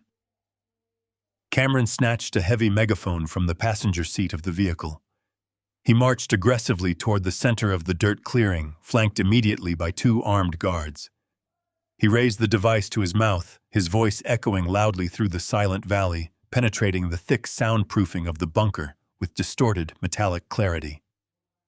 Dad, we know you are in the bunker. Open the door, hand over the bonds, and we will make your death quick. Just like Mom's. The echo of Cameron's voice over the megaphone faded into the heavy, soundproofed walls of the bunker, leaving a chilling silence in its wake. Just like Mom's. The sheer cruelty of his words, weaponizing my wife's murder to break my spirit, had the exact opposite effect. It crystallized my resolve. I did not feel fear. I felt a cold, mechanical precision take over my mind. Victor moved instantly, not needing a single command. He stepped back from the security monitors and approached the main control panel beside the massive titanium bulkhead. With a few rapid keystrokes, he initiated the secondary lockdown protocols. Heavy steel deadbolts thick as tree trunks slammed into place around the perimeter of the door with a series of deafening metallic thuds. The hydraulic seals pressurized further, locking us inside a veritable subterranean fortress. Let them throw themselves against that steel, Victor muttered, his eyes fixed on the reinforced seams. They are not getting through without heavy ordnance, and if they use explosives, they bury the prize they came to steal. I turned my back on the sealed door and walked to the polished steel desk. The high-definition monitors still glowed with the frozen image of Sarah's hospital room, a haunting reminder of exactly what we were fighting for. I sat down in the heavy leather chair, pulling the tactical keyboard toward me. Sarah had anticipated every single move Cameron would make. She had hidden the fortune, she had documented the murder, and she had mapped out the cartel's entire money laundering operation. But she was far too thorough to leave this bunker as simply a passive storage vault. She would have built a weapon, a final failsafe designed to completely annihilate her killers if they ever managed to breach the perimeter. I navigated away from the video files and accessed the primary directory of the master server. I opened the folder containing the forensic accounting ledgers and the offshore bank routing numbers. My eyes scanned the complex digital architecture, searching for anything out of the ordinary, anything that looked like a trigger. It took me less than 3 minutes to find it. Hidden deep within the system registry, disguised under a string of complex numerical codes that perfectly matched our wedding anniversary, was a single executable file. It was not a document or a spreadsheet. It was a highly sophisticated automated command program. The file was ominously titled Dead Man Switch. My hands hovered over the keys as I examined the properties of the hidden program. Sarah had coded a massive digital payload. It was meticulously designed to bypass any standard commercial firewalls and utilize a heavily encrypted virtual private network to transmit data simultaneously to multiple high-level federal agencies. I opened the routing instructions. The primary recipients were the local field office of the Drug Enforcement Administration and the Cybercrimes Division of the Federal Bureau of Investigation. She had not just prepared a defense. She had prepared an absolute, inescapable digital execution for our son and his cartel handlers. I stared at the blinking cursor, feeling the immense weight of the moment pressing down on my shoulders. If I executed this file, there was no turning back. The moment the data packet hit the federal servers, Cameron and Monica would become the highest priority targets for the United States government. The cartel would immediately realize their domestic laundering hub had been catastrophically compromised, and they would ruthlessly hunt down everyone involved. My son had crossed a line that could never be uncrossed. He had chosen money over blood. He had chosen greed over his mother's life. He had chosen to stand outside this bunker with armed murderers eagerly waiting to slaughter his own father. The time for parental mercy had violently expired. I took a slow, deep breath, letting the chilled air of the server room fill my lungs, and firmly pressed the enter key. The blue screen instantly shifted to a stark, blinding white. A command prompt window opened rapidly, scrolling through lines of complex code as the automated program sprang to life. A progress bar materialized in the center of the screen, tracking the massive data upload. I watched in grim satisfaction as Sarah's final act of vengeance launched into the digital ether. The system was actively encrypting and transmitting the horrifying high-definition video of Monica injecting the fatal dose into Sarah's intravenous line. It was simultaneously uploading every single page of the forensic accounting ledgers, perfectly detailing the fake renovations and dummy shell companies tied to the luxury penthouse. It compiled all the hidden offshore routing numbers, completely exposing the cartel's secret financial network. The transmission speed was incredible, utilizing a dedicated fiber optic line Sarah had secretly laid alongside the industrial power grid. 10%, 30%, 60%. I watched the green bar move across the screen, knowing that with every single megabyte transferred, the invisible noose around Cameron's neck grew tighter and tighter. He was standing outside in the freezing mud, demanding bearer bonds and mineral rights, completely unaware that his entire criminal empire was currently being delivered directly to the desks of federal prosecutors. 90%. 100%. The screen flashed a bright green confirmation message. Payload delivered. The evidence was gone safely secured in the hands of the authorities. The trap had been flawlessly, irreversibly sprung. A sudden violent sound shattered the quiet hum of the server room. It was not the dull thud of heavy gunfire or the hollow impact of bodies slamming against the metal facade outside. It was a high-pitched, agonizing screech of tearing metal. I spun around in the leather chair, my eyes locking onto the massive titanium bulkhead. A blinding, intense point of white-hot light suddenly pierced through the darkness of the outer barn, illuminating the narrow seam where the heavy steel door met the concrete frame. The sound grew exponentially louder, transforming into a furious roaring hiss that vibrated through the floorboards. Victor drew his tactical knife, stepping back from the door and positioning himself behind a row of server racks. "They are not waiting for us to surrender, William," he stated, his voice tight with adrenaline. "They brought a thermal lance." I stared in horror as a shower of white-hot sparks erupted from the edge of the titanium hinge.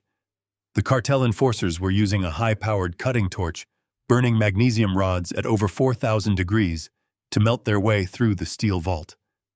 A thick cloud of gray smoke began to fill the space between the outer facade and our secondary door. The glowing point of light began to inch downward, cutting a molten path through the reinforced plating. Rivers of liquid steel dripped onto the concrete, illuminating the bunker with a flickering orange glow. We had delivered the evidence, but the federal cavalry was miles away. We were trapped in a steel box, and the cartel was burning through our defense. The heavy titanium hinges groaned as the thermal lance sliced deeper into the locking mechanism. We only had minutes before the melted door gave way, bringing the full violent fury of the hit squad directly into the room. The heavy titanium hinges groaned as the thermal lance sliced deeper into the locking mechanism. We only had minutes before the melted door gave way, bringing the full violent fury of the hit squad directly into the room. The molten metal dripped onto the concrete floor like glowing liquid fire. The intense heat radiating from the breach was already beginning to raise the temperature inside our sealed subterranean fortress. Victor moved with the terrifying silent efficiency of a man who had spent his entire life preparing for the absolute worst-case scenario. He reached deep into the tactical harness he wore beneath his dark jacket and withdrew the lethal hardware he had methodically stripped from the two unconscious mercenaries we left bound in the mud outside. He slapped a heavy matte black semi-automatic pistol into my open palm. The weapon felt incredibly foreign and dangerously heavy in my trembling hand. I had spent my entire adult life building luxury real estate developments, not preparing for a violent underground gunfight. Victor did not offer any words of hollow comfort. He simply checked the magazine of his own confiscated firearm, slid the action back to chamber around with a sharp metallic clack, and gestured toward the dense humming aisles of the data center. "We need cover that can absorb high-caliber rifle fire," Victor commanded quietly, his eyes never leaving the bright burning ring slowly expanding across the center of the titanium door. "Move behind the primary server arrays. The steel casings and dense copper wiring will stop a standard bullet. Do not fire until they completely breach the threshold. We maintain the tactical advantage as long as they are forced to funnel through that narrow, smoking choke point." I gripped the heavy pistol tightly, my knuckles turning entirely white, and followed his urgent instructions. I pressed my back against the vibrating metal cabinet of the master server rack. The smell of burning magnesium and melting steel grew stronger, seeping through the microscopic cracks in the heavy door seals. The suffocating tension in the room was physically agonizing. Every single second felt like an eternity suspended in absolute terror. As I crouched behind the humming machines, my eyes darted across the polished stainless steel desk sitting in the center of the room. Beside the glowing monitor displaying the completed federal upload, I spotted a small brushed aluminum communication console. It featured a thick red button labeled for external broadcast. Sarah had wired the bunker with a sophisticated two-way audio system that connected directly to the outdoor public address speakers mounted on the barn exterior. She had designed it to warn off trespassers without ever needing to open the reinforced door. A cold, ruthless clarity washed over my mind. Cameron was standing out there in the freezing darkness, hiding behind a wall of armed cartel executioners, believing he held all the power. He believed he was moments away from claiming an $80 million fortune and erasing his father from the face of the earth. I needed to shatter that arrogant illusion into a million jagged pieces before the door finally collapsed. I placed the heavy pistol on the concrete floor and carefully crawled over to the steel desk, keeping my body extremely low to entirely avoid the line of sight from the melting door. I reached up and pressed my finger firmly against the cold red button. The external microphones crackled to life, picking up the howling wind and the furious hiss of the cutting torch outside. "Cameron," I said, my voice echoing loudly and clearly across the desolate property through the high-powered exterior speakers. "I am not opening the door, and you are never getting a single penny of your mother's money." Outside, the deafening roar of the thermal lance suddenly paused. A heavy, uncertain silence fell over the farm, broken only by the crackle of the intercom. I heard Cameron shouting furiously at his men to keep cutting, but his voice was trembling with barely concealed panic. I pressed the red button again, injecting every ounce of my cold, absolute rage into the microphone. "You are too late, Cameron," I stated, my words cutting through the freezing night air with devastating precision. "I found Sarah's hidden server. I found the forensic ledgers detailing your entire money laundering operation. I know exactly what you and Monica have been doing with the Penthouse, and I know exactly who you are working for. The cartel is not going to save you tonight. They are going to butcher you." The microphone picked up a sharp, terrified gasp from Monica. I could perfectly imagine the blood draining entirely from her face. Cameron grabbed his megaphone, his voice completely unhinged and frantic. "You are lying, old man," he screamed, the metallic distortion unable to hide his mounting terror. "You do not know anything. You are just a confused relic trying to buy time. Open the vault before they burn you alive." I leaned closer to the console, my heart pounding a steady, fearless rhythm. "I am not lying, Cameron," I replied calmly, "and I am not trying to buy time. I am simply keeping you occupied while the federal authorities mobilize. 5 minutes ago, I activated a dead man's switch that your brilliant mother programmed into this server. Every single page of your offshore banking records, every dummy shell company, and every illegal wire transfer has already been heavily encrypted and uploaded directly to the local field office of the Drug Enforcement Administration. The Cyber Crimes Division of the Federal Bureau of Investigation is currently reviewing your entire financial network. The $12 million penthouse you murdered your mother for is currently being seized by the federal government. You are completely bankrupt, Cameron. You have absolutely nothing left to offer your cartel bosses." The silence outside was absolute. The horrifying realization of his complete and total destruction was finally sinking into his treacherous mind. But I was not finished. I wanted him to feel the exact same profound, agonizing despair he had inflicted upon his own mother. "And Cameron," I continued, my voice dropping to a low, lethal whisper that resonated powerfully through the outdoor speakers. "The federal authorities did not just receive your financial records. They also received the high-definition video footage from the hidden cameras your mother installed in her intensive care unit. They have crystal-clear footage of Monica injecting a lethal chemical agent into her intravenous line while you stood there and watched her die. You did not outsmart anyone. Your mother recorded her own murder to ensure you would spend the rest of your miserable life rotting in a maximum security federal penitentiary. The cartel will realize their domestic hub is gone before sunrise. You are a dead man walking, Cameron. Your only option now is to run." A sudden, furious, animalistic scream of pure, unchecked rage erupted from the megaphone outside. The thermal lance roared back to life. I crawled back to Victor, raising my heavy pistol. A massive boom shook the foundation as the locking mechanism gave way. The door is breached. Smoke fills the room. Cartel thugs pour in laser sights, cutting through the darkness. The smoke billowing from the melted titanium hinges was thick and acrid, burning my eyes. Through the swirling gray haze, a dozen crimson laser sights pierced the darkness, dancing erratically across the polished concrete floor and the black steel casings of the server racks. Victor knelt completely motionless beside me, his stolen weapon raised and perfectly leveled at the breach. His breathing was slow and measured, the terrifying calm of a man who had accepted the violent reality of our impending demise. I gripped the heavy pistol in my hands, my finger resting lightly against the trigger guard. We were vastly outnumbered and entirely outgunned. The deafening blast of their automatic rifles seemed absolutely inevitable. I braced my shoulders against the vibrating server cabinet, fully prepared to defend Sarah's legacy with my final breath. But the deadly barrage of gunfire never came. Before a single shot could be fired inside the underground bunker, the physical atmosphere around us suddenly shifted.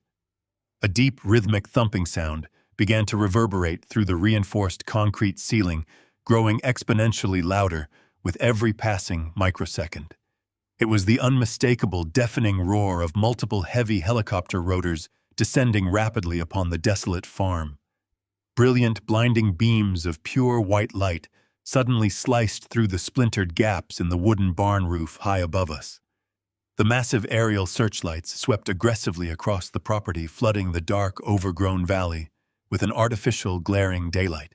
The sudden aerial assault sent a massive shockwave of confusion on directly through the ranks of the hit squad. Their crimson laser sights stopped dancing across our cover and jerked upward toward the ceiling as the tremendous noise swallowed the room. Through the crackling exterior microphones of the bunker's communication console, a booming electronically amplified voice shattered the freezing night air. "This is the Federal Bureau of Investigation. You are completely surrounded. Drop your weapons immediately." The command was repeated twice, overlapping with the screaming sirens of dozens of armored federal transport vehicles tearing through the ruined front gates. I risked a quick glance over the edge of the steel desk, peering at the bank of high-definition security monitors. The tactical feeds displayed a scene of absolute, overwhelming cinematic chaos. The 4 matte black cartel vehicles that had arrogantly blocked the barn entrance were now entirely boxed in by a massive coordinated swarm of federal agents. Heavily armed SWAT teams from the Bureau and specialized tactical units from the Drug Enforcement Administration poured out of their transport trucks in perfect tactical synchronization. They moved like a tidal wave of dark blue armor, securing the perimeter with raised ballistic shields and overwhelming superior firepower. Inside the bunker, the psychological effect of the federal raid was instantaneous and absolute. The cartel enforcers instantly recognized that their clandestine domestic operation had been catastrophically compromised. They knew that engaging in a sustained firefight with federal tactical teams would end in their immediate slaughter. The lead enforcer dropped his heavy weapon onto the concrete floor with a loud clatter and raised his empty hands into the air. The rest of the breach team immediately followed his command. The terrifying threat of imminent death vanished entirely, replaced by the chaotic sounds of tactical surrender. Victor slowly lowered his pistol, giving me a firm nod of profound relief. The cavalry had arrived. I turned my full attention back to the glowing security monitors, desperate to find the 2 people responsible for this entire nightmare. The exterior cameras provided a flawless view of the muddy clearing outside the barn. The cartel guards who had been holding the perimeter were already on their knees as federal agents swiftly moved in to secure them with heavy plastic restraints. But Cameron and Monica were not among the kneeling mercenaries. I rapidly scanned the adjacent camera feeds, spotting them near the edge of the overgrown tree line. The polished, arrogant facade of the Los Angeles investment bankers was completely gone. They looked like terrified, hunted animals. As the federal tactical units swarmed the property, completely dismantling their cartel protection, Cameron and Monica realized their grand murderous scheme had collapsed into ruin. Driven by pure, unadulterated cowardice, they abandoned their armed escorts and made a desperate, frantic dash toward the dense, freezing woods at the back of the lot. I watched my son run his expensive tactical jacket flapping wildly in the rotor wash. Monica trailed slightly behind him, struggling to navigate the treacherous, uneven ground. The blinding helicopter spotlights tracked their pathetic flight, effortlessly keeping them perfectly illuminated in the center of the muddy field. Cameron glanced back over his shoulder, his face a pale mask of absolute terror, clearly realizing that the entire perimeter was heavily fortified. In his desperate, frantic panic to escape the consequences of his actions, he failed to watch his footing. His expensive, polished boots slipped violently on a thick patch of wet, freezing mud. He pitched forward with brutal momentum, slamming face first into the filthy, freezing sludge. The impact was violent and undignified. He scrambled desperately in the mud, his dark jacket soaked and ruined completely, unable to gain any traction on the slippery ground. Monica did not even pause to help her fallen husband. She continued her frantic sprint toward the trees, entirely abandoning him to his fate, only to be swiftly intercepted by 3 heavily armored federal agents who tackled her roughly into the dead grass. Cameron pushed himself up onto his knees, his face completely coated in dark, freezing mud. He was weeping openly now, sobbing with the pathetic, unrestrained terror of a man who realized his life was officially over. He turned frantically toward a pair of cartel enforcers who were currently being forced onto the ground by the advancing SWAT team. "Please," Cameron begged, his voice cracking with pathetic desperation. "Please, you have to help me up. We can still make a deal. I can still get the money." The cartel enforcer, a hardened man facing decades in federal prison because of Cameron's profound incompetence, slowly turned his head. He looked down at the weeping, mud-covered investment banker with an expression of pure, unadulterated disgust. The enforcer knew they had been set up, and he knew exactly who was responsible for the catastrophic failure of their operation. He did not offer a hand. Instead, the cartel guard leaned forward and spat a thick glob of saliva directly into Cameron's tear-streaked face. Before my son could even register the absolute humiliating rejection of his criminal allies, the federal tactical units descended upon him with overwhelming, unforgiving force. 4 heavily armored agents hit him simultaneously. They tackled him violently back down into the freezing mud, driving their heavy knees directly into his spine. His desperate, pathetic weeping was instantly muffled as his face was shoved mercilessly into the dirt. They wrenched his arms behind his back with brutal efficiency, the sharp metallic click of heavy steel handcuffs echoing clearly through the exterior microphones. As I stared at the high-definition monitor watching the federal agents drag my sobbing, humiliated son up from the mud, the icy rage in my chest finally began to thaw, leaving behind a cold, undeniable sense of permanent justice. The heavy steel bulkhead of the bunker was secured by a team of armed federal agents as Victor and I finally stepped out of the subterranean fortress. The acrid smell of melted titanium from the thermal lance still lingered in the air, but it was quickly swept away by the cool, crisp wind sweeping across the open valley. The suffocating tension that had gripped my chest for the past hour began to evaporate, replaced by the chaotic symphony of absolute justice unfolding across my property. I walked out of the barn and stepped into a scene that looked like a war zone. The entire farm was bathed in the intense, strobing glare of flashing red and blue police lights. Dozens of federal tactical vehicles formed a steel barricade around the perimeter, their engines idling with a menacing rumble. Helicopters continued to circle overhead, their massive rotor blades beating the freezing air and sweeping their powerful spotlights across the dark tree line to ensure no one escaped the net.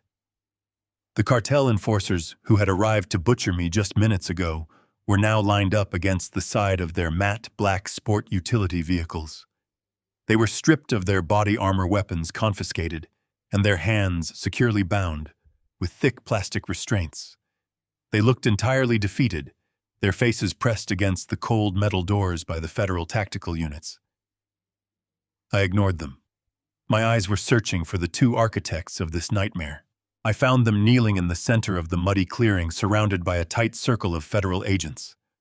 The contrast between the polished, arrogant Los Angeles investment bankers I knew and the pathetic, broken criminals kneeling in the dirt was staggering. Monica was shivering in the freezing night air. Her expensive designer clothing was torn and soaked through with filthy mud. Her hair was matted to the side of her face, and her wrists were locked tightly behind her back in steel handcuffs. She stared blankly at the ground, utterly paralyzed by the sudden, catastrophic destruction of her reality. Cameron was in a worse state. The son I had raised with every advantage, the boy who had attended the finest private schools and lived a life of privilege, was reduced to a sobbing, hyperventilating mess. His face was covered in freezing mud, and the spit of the cartel enforcer he had so foolishly trusted. He was weeping hysterically, his chest heaving with ragged sobs, as two agents held him firmly by his shoulders. He looked small, fragile, and stripped of the arrogance he had worn like a crown for his entire adult life. I walked across the ruined grass, the mud squelching beneath the soles of my work boots. Victor flanked me silently, a protective shadow watching my back. The federal agents parted, stepping aside to allow me direct access to the two prisoners. As my shadow fell over him, Cameron raised his head. His bloodshot, tear-filled eyes locked onto mine, and for a fleeting moment I saw the face of the little boy I used to carry on my shoulders. But that boy was dead, buried beneath layers of greed, betrayal, and violence. Cameron strained against the grip of the federal agents trying to move closer to my boots. "Dad." He choked out, his voice a ragged whisper that was barely audible over the helicopter engines. "Dad, please. Tell them it is a mistake. I am your son. You have to tell them this is a misunderstanding. You have to save me."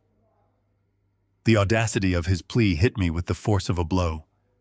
After plotting my murder, after orchestrating an armed siege against my life, after sacrificing his own mother for a piece of leveraged real estate, his first instinct was to beg me to shield him from the consequences of his own actions. I stood still, looking down at his weeping face with a cold detachment.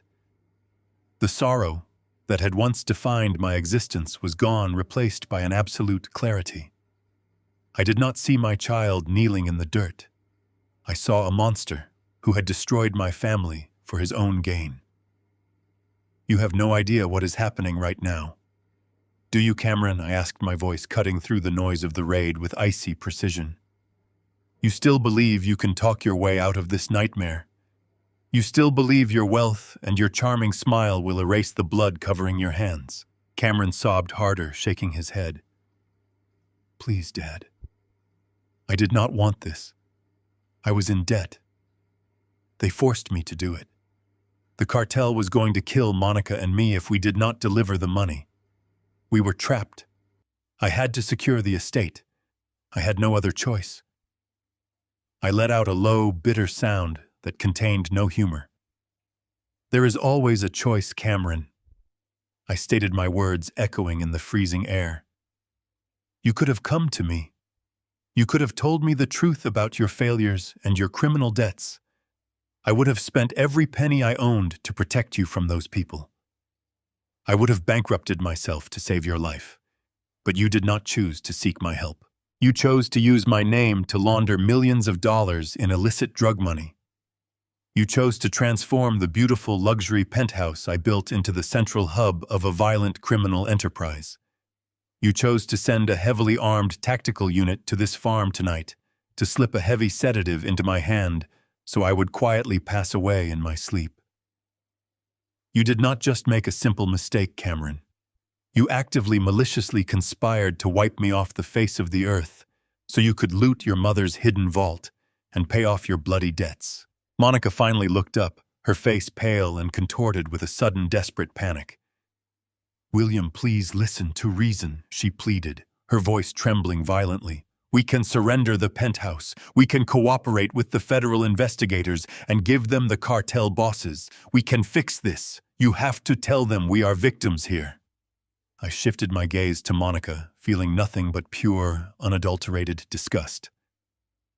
"You are not victims," I replied coldly, my voice loud enough for the surrounding federal agents to hear perfectly.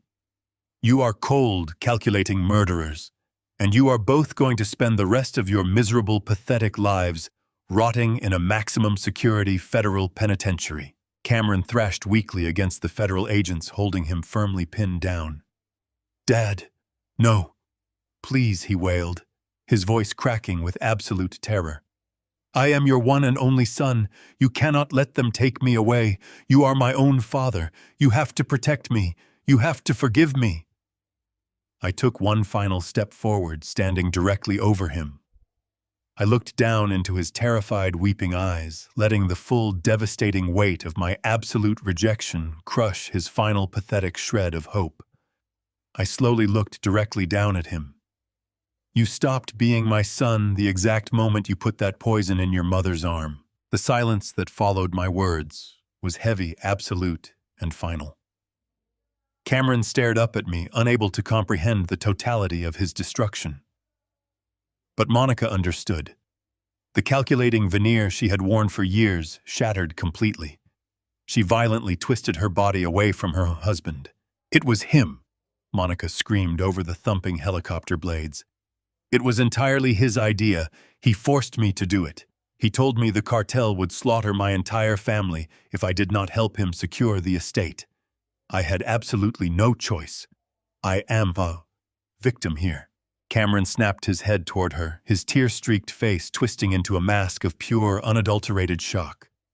His own wife was now feeding him to the wolves to save her skin. They began screaming at each other, trading vicious accusations in a miserable display of cowardice. I felt a deep, profound wave of nausea wash over me.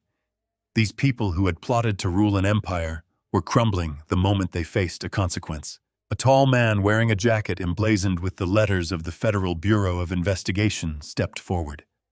He moved with calm, methodical authority. He bypassed the screaming couple entirely and walked directly over to where Victor and I stood.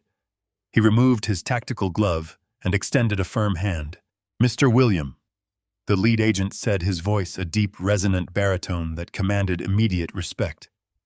"My name is Special Agent Miller. I want to assure you that you are completely safe now. We received the entire data package from your automated server protocol exactly 22 minutes ago. Your wife's forensic accounting ledgers are flawless. They provided us with the exact decryption keys we needed to entirely dismantle their illicit financial network." I shook his hand, feeling the immense crushing weight of the past month finally begin to lift from my weary shoulders. Agent Miller turned his attention down to Cameron, who had stopped arguing with Monica and was now staring up at the federal agent with wide, terrified eyes. "Cameron," Agent Miller stated, his tone devoid of any sympathy or warmth, "I am formally advising you that as of 10 minutes ago, a federal judge approved an emergency seizure order under the Racketeer Influenced and Corrupt Organizations Act. Your luxury penthouse in downtown Los Angeles has been raided and officially seized by the United States government. Every single domestic and offshore bank account associated with your name, your dummy shell companies, and your wife has been entirely frozen and seized. You do not have a single dime to your name. You are completely bankrupt." Cameron let out a hollow, agonizing gasp, his head slumping forward into his chest as the final nail was driven into his coffin. The vast stolen fortune he had traded his own soul to acquire had evaporated into thin air. "There is one more thing, Agent Miller," I said, reaching a steady hand into the deep pocket of my heavy jacket. I pulled out the small, innocent-looking plastic bottle of capsules that Monica had so urgently pressed into my palm earlier that afternoon. I held the bottle out, presenting it directly to the federal agent. "My daughter-in-law gave these to me just a few hours ago," I explained, ensuring my voice carried clearly over the idling engines of the armored transport vehicles. "She told me they were high-grade nutritional supplements designed to help me sleep and manage my profound grief. I strongly suspect your forensic laboratory will discover that they contain a lethal, untraceable chemical agent. They fully intended for me to drive out to this remote property, ingest this poison, and quietly pass away from a massive, completely undetectable heart attack." Monica let out a horrific, strangled wail, her eyes rolling back slightly as she realized the absolute depth of her legal peril. The federal agent took the plastic bottle from my hand, slipping it carefully into a clear, tamper-proof evidence bag. He looked down at the sobbing woman with an expression of pure, icy contempt. "Well, Monica," Agent Miller said, securing the top of the evidence bag, "it appears we will be adding the attempted premeditated murder of a federal witness to your growing list of charges, right alongside the first-degree murder of your mother-in-law and federal racketeering. You are both looking at multiple consecutive life sentences in a maximum security federal penitentiary without any possibility of parole." The lead agent gestured sharply to his tactical team. 4 heavily armored officers stepped forward, grabbing Cameron and Monica roughly by their upper arms and hauling them up from the freezing mud. They did not treat them like wealthy, sophisticated investment bankers, They treated them like the violent, treacherous criminals they truly were. I stood silently, my breathing finally steady and calm, as I watched my son and his wife being dragged across the ruined grass. They were forcefully shoved into the back of a heavily armored federal police cruiser. The heavy steel doors slammed shut with a deafening final thud, locking them away in a dark, inescapable cage of their own making. The convoy of federal vehicles slowly began to pull away their tires, churning up thick waves of mud and gravel as they navigated the long, dark driveway. The blinding searchlights from the helicopters shifted away, banking hard to the east as they escorted the prisoners back toward the city. The chaotic symphony of screaming sirens and shouting voices gradually faded into the far distance, leaving behind a profound, heavy silence over the desolate valley. The flashing red and blue lights disappeared over the horizon, plunging the property back into the quiet darkness of the rural night. I stood alone in the center of the muddy clearing, feeling the cold wind brush against my face. The overwhelming terror and adrenaline that had fueled my actions for the past several hours were slowly draining away, leaving a strange, hollow sense of tranquility in their wake. Justice had finally been served. Sarah's killers were locked away, and her legacy was secure. Victor stepped quietly out from the shadows of the splintered wooden gates, his heavy tactical boots crunching softly on the gravel. He walked over and stood beside me, his eyes scanning the empty driveway before looking back at the rusting farmhouse. He reached out and clapped a heavy, reassuring hand firmly onto my shoulder. The silent gesture spoke volumes, conveying a deep bond forged in the crucible of unimaginable violence and shared survival. We had held the line against impossible odds. "What now, Bill?" Victor asked, his gravelly voice remarkably calm and steady in the silent aftermath of the raid. I turned my head and looked slowly across the dying grass. I looked at the rotting wooden planks of the main house, the collapsing roof, and the general state of complete disrepair that masked the true nature of this location. I thought about the impenetrable high-tech subterranean fortress, buried deep beneath the mud, and the $80 million empire of bearer bonds and mineral rights sitting quietly in the dark. I took a deep breath of the cold night air. Now I build. Exactly 6 months have passed since that terrifying freezing night in the hidden underground bunker. The heavy, suffocating darkness that once defined this desolate patch of California earth has been entirely eradicated. The brutal wheels of the federal justice system moved with an uncharacteristic, merciless speed, fueled by the absolutely flawless mountain of encrypted digital evidence my beautiful wife had meticulously compiled. The massive data payload Sarah had designed to execute from beyond the grave struck the international cartel with the devastating, unstoppable force of a targeted nuclear strike. Within 48 hours of the farm raid, the federal authorities had completely dismantled the entire money laundering network.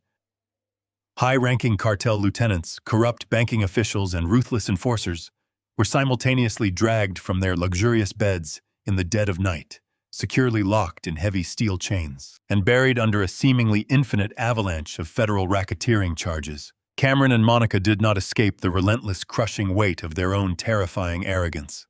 Their high-priced, sophisticated defense attorneys abandoned them the very second the government successfully seized every single penny of their ill-gotten bloody wealth.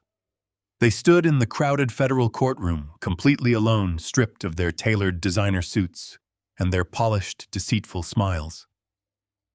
I sat in the front row of the gallery on the day of their final sentencing. I watched in absolute silence as the stern federal judge handed down their punishments. For the brutal, premeditated first-degree murder of my beloved wife, and for their extensive, undeniable roles in a massive international criminal syndicate, Cameron and Monica were each given consecutive life sentences in a maximum security federal penitentiary. They were denied any possibility of parole. They will never breathe free air again. They will die in those small concrete cages. With my treacherous son permanently removed from society, I finally turned my undivided attention to the immense, staggering fortune Sarah had left behind. $80 million in untraceable bearer bonds and lucrative mineral rights sat quietly in the dark, waiting for a righteous purpose. I did not want to simply hoard the wealth. I wanted to transform it into a powerful, lasting weapon against the very same kind of cruelty that had temporarily shattered my existence. I hired the finest demolition crews in the state to completely level the rotting, decayed wooden farmhouse and the rusted, corrugated metal barn. We tore up the freezing, blood-stained mud and excavated the hidden concrete bunker, erasing the grim history of the property entirely. In its place, I built a magnificent, sprawling sanctuary. The new facility rises proudly against the backdrop of the rugged Ojai Mountains, constructed from warm natural stone and vast expanses of reinforced glass that let the healing California sunlight pour into every single corridor. This is not a dark, hidden vault. It is a state-of-the-art legal advocacy center and a permanent, highly secure residential sanctuary designed exclusively for vulnerable senior citizens who have been financially exploited, physically abused, or maliciously manipulated by their own greedy families. We employ a dedicated, relentless team of former federal prosecutors, brilliant forensic accountants, and compassionate trauma therapists. We provide absolute, impenetrable shelter and aggressive, unforgiving legal representation to those who have been tossed aside by the very people who were supposed to love and protect them the most. Victor stayed by my side through the entire construction process. The battle-hardened former Marine trades his tactical gear for tailored civilian suits, serving as the primary director of security for the entire compound. He manages a highly trained staff that ensures no predator, no abusive relative, and no desperate criminal will ever breach these walls. Our residents walk the grounds with complete peace of mind, knowing they are fiercely protected by a shield forged from absolute resolve and vast, undeniable resources. The wealth that Cameron and Monica had so desperately tried to steal to save their own pathetic lives is now being utilized to systematically dismantle the lives of other abusers. I walk slowly along the winding, beautifully paved pathways of the central courtyard. The air is warm and fragrant, filled with the sweet, comforting scent of blooming jasmine and vibrant lavender. I am 70 years old, yet I feel remarkably, undeniably reborn. The heavy, agonizing grief that had once threatened to drown me completely has been replaced by a profound, enduring sense of purpose. I stop walking and stand quietly before a massive ancient oak tree positioned at the very heart of the sanctuary gardens. Nestled respectfully at the base of its thick, sprawling roots is a simple, elegant plaque cast in solid, polished bronze. The plaque does not list my name or detail the violent, chaotic history of the cartel raid. It bears a single beautiful inscription dedicated to the brilliant, fearless woman who foresaw the approaching darkness and built the ultimate weapon to protect me from it. It simply reads, "In loving memory of Sarah. Her light remains our shield." I reach out gently, tracing the raised metallic letters with my fingertips. I can feel the warmth of the afternoon sun radiating from the polished bronze. Sarah fought a brutal, terrifying war from the cold confines of her hospital bed, and she fought a second, even more devastating war from the grave. She anticipated every single treacherous move our son would make, and she countered his profound greed with an overwhelming, absolute manifestation of pure love. Cameron believed that my age made me weak, and he believed that his mother's illness made her defenseless. He was catastrophically, fatally wrong on both accounts. Her love had constructed an impenetrable fortress around my life, and her brilliant mind had engineered the perfect, inescapable trap for our enemies. I stand tall in the golden sunlight, taking a long, deep breath of the fresh, clean air. The nightmare is finally permanently over. I look out across the peaceful horizon, knowing that our family fortune is finally serving its true purpose. The dark secrets that once poisoned our lives have been thoroughly washed away by the relentless pursuit of absolute truth. Every single day, we provide vital hope to the hopeless and immense strength to the highly vulnerable victims. The empire of shadows has been entirely eradicated, replaced by a legacy of light, justice, and enduring protection. Greed is a venom that destroys everything it touches, but the most painful betrayal always comes from those we carry in our hearts. We spend our lives building empires for our children, hoping they inherit our work ethic, but sometimes they only inherit our wealth. Blood does not guarantee loyalty, and age does not mean weakness. When faced with ultimate betrayal, a father's toughest choice is not protecting his child, but allowing them to face the devastating consequences of their own actions. True wealth is never found in a luxury penthouse. It is found in integrity, resilience, and courageous rebuilding. If this dark story of betrayal and ultimate justice kept you on the edge of your seat, please hit that subscribe button right now. Have you ever had to cut ties with a toxic family member? Share your story in the comments below. I read every single one. Thank you.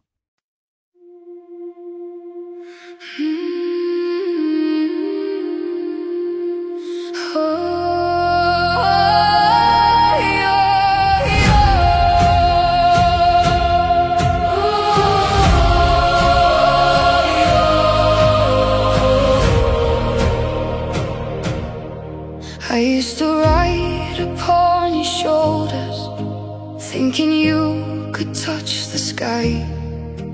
Every road felt less uncertain when I saw the world through your eyes. You were stronger than the mountains, taller than the northern pines. And when the winter winds were coming, you would stand between them and I. Time kept moving like the river, years slipped slowly out to sea. But no matter where life took me, you were always part of me. I am my father's daughter, in every step I take, in every time I choose to stand. When it's easier to break, I carry your courage in my heart, your fire inside my soul. And though the years keep moving on, your love still leads me home.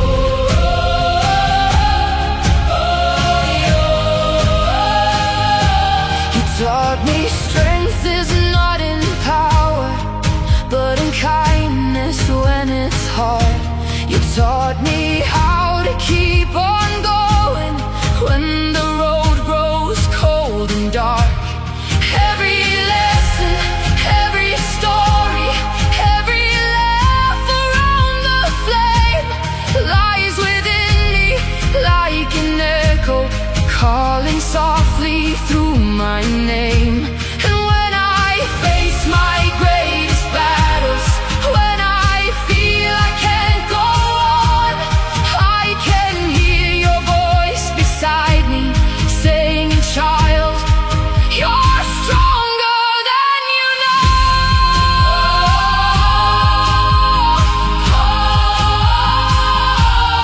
I am my father's daughter, in every step I take, in every time I choose to stand. When it's easier to break, I carry your courage in my heart, your fire inside my soul. And though the years keep moving on, your love still leads me home.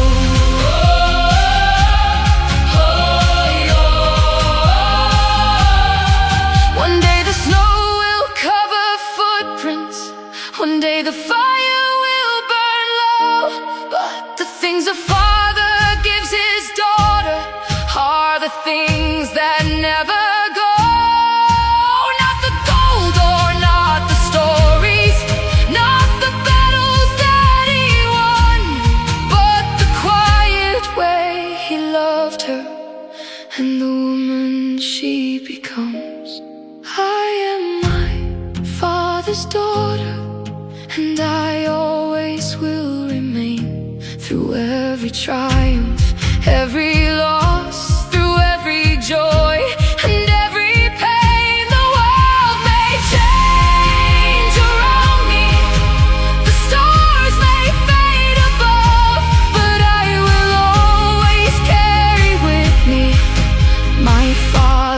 endless love. And when they ask me who I am, I'll smile and answer softly.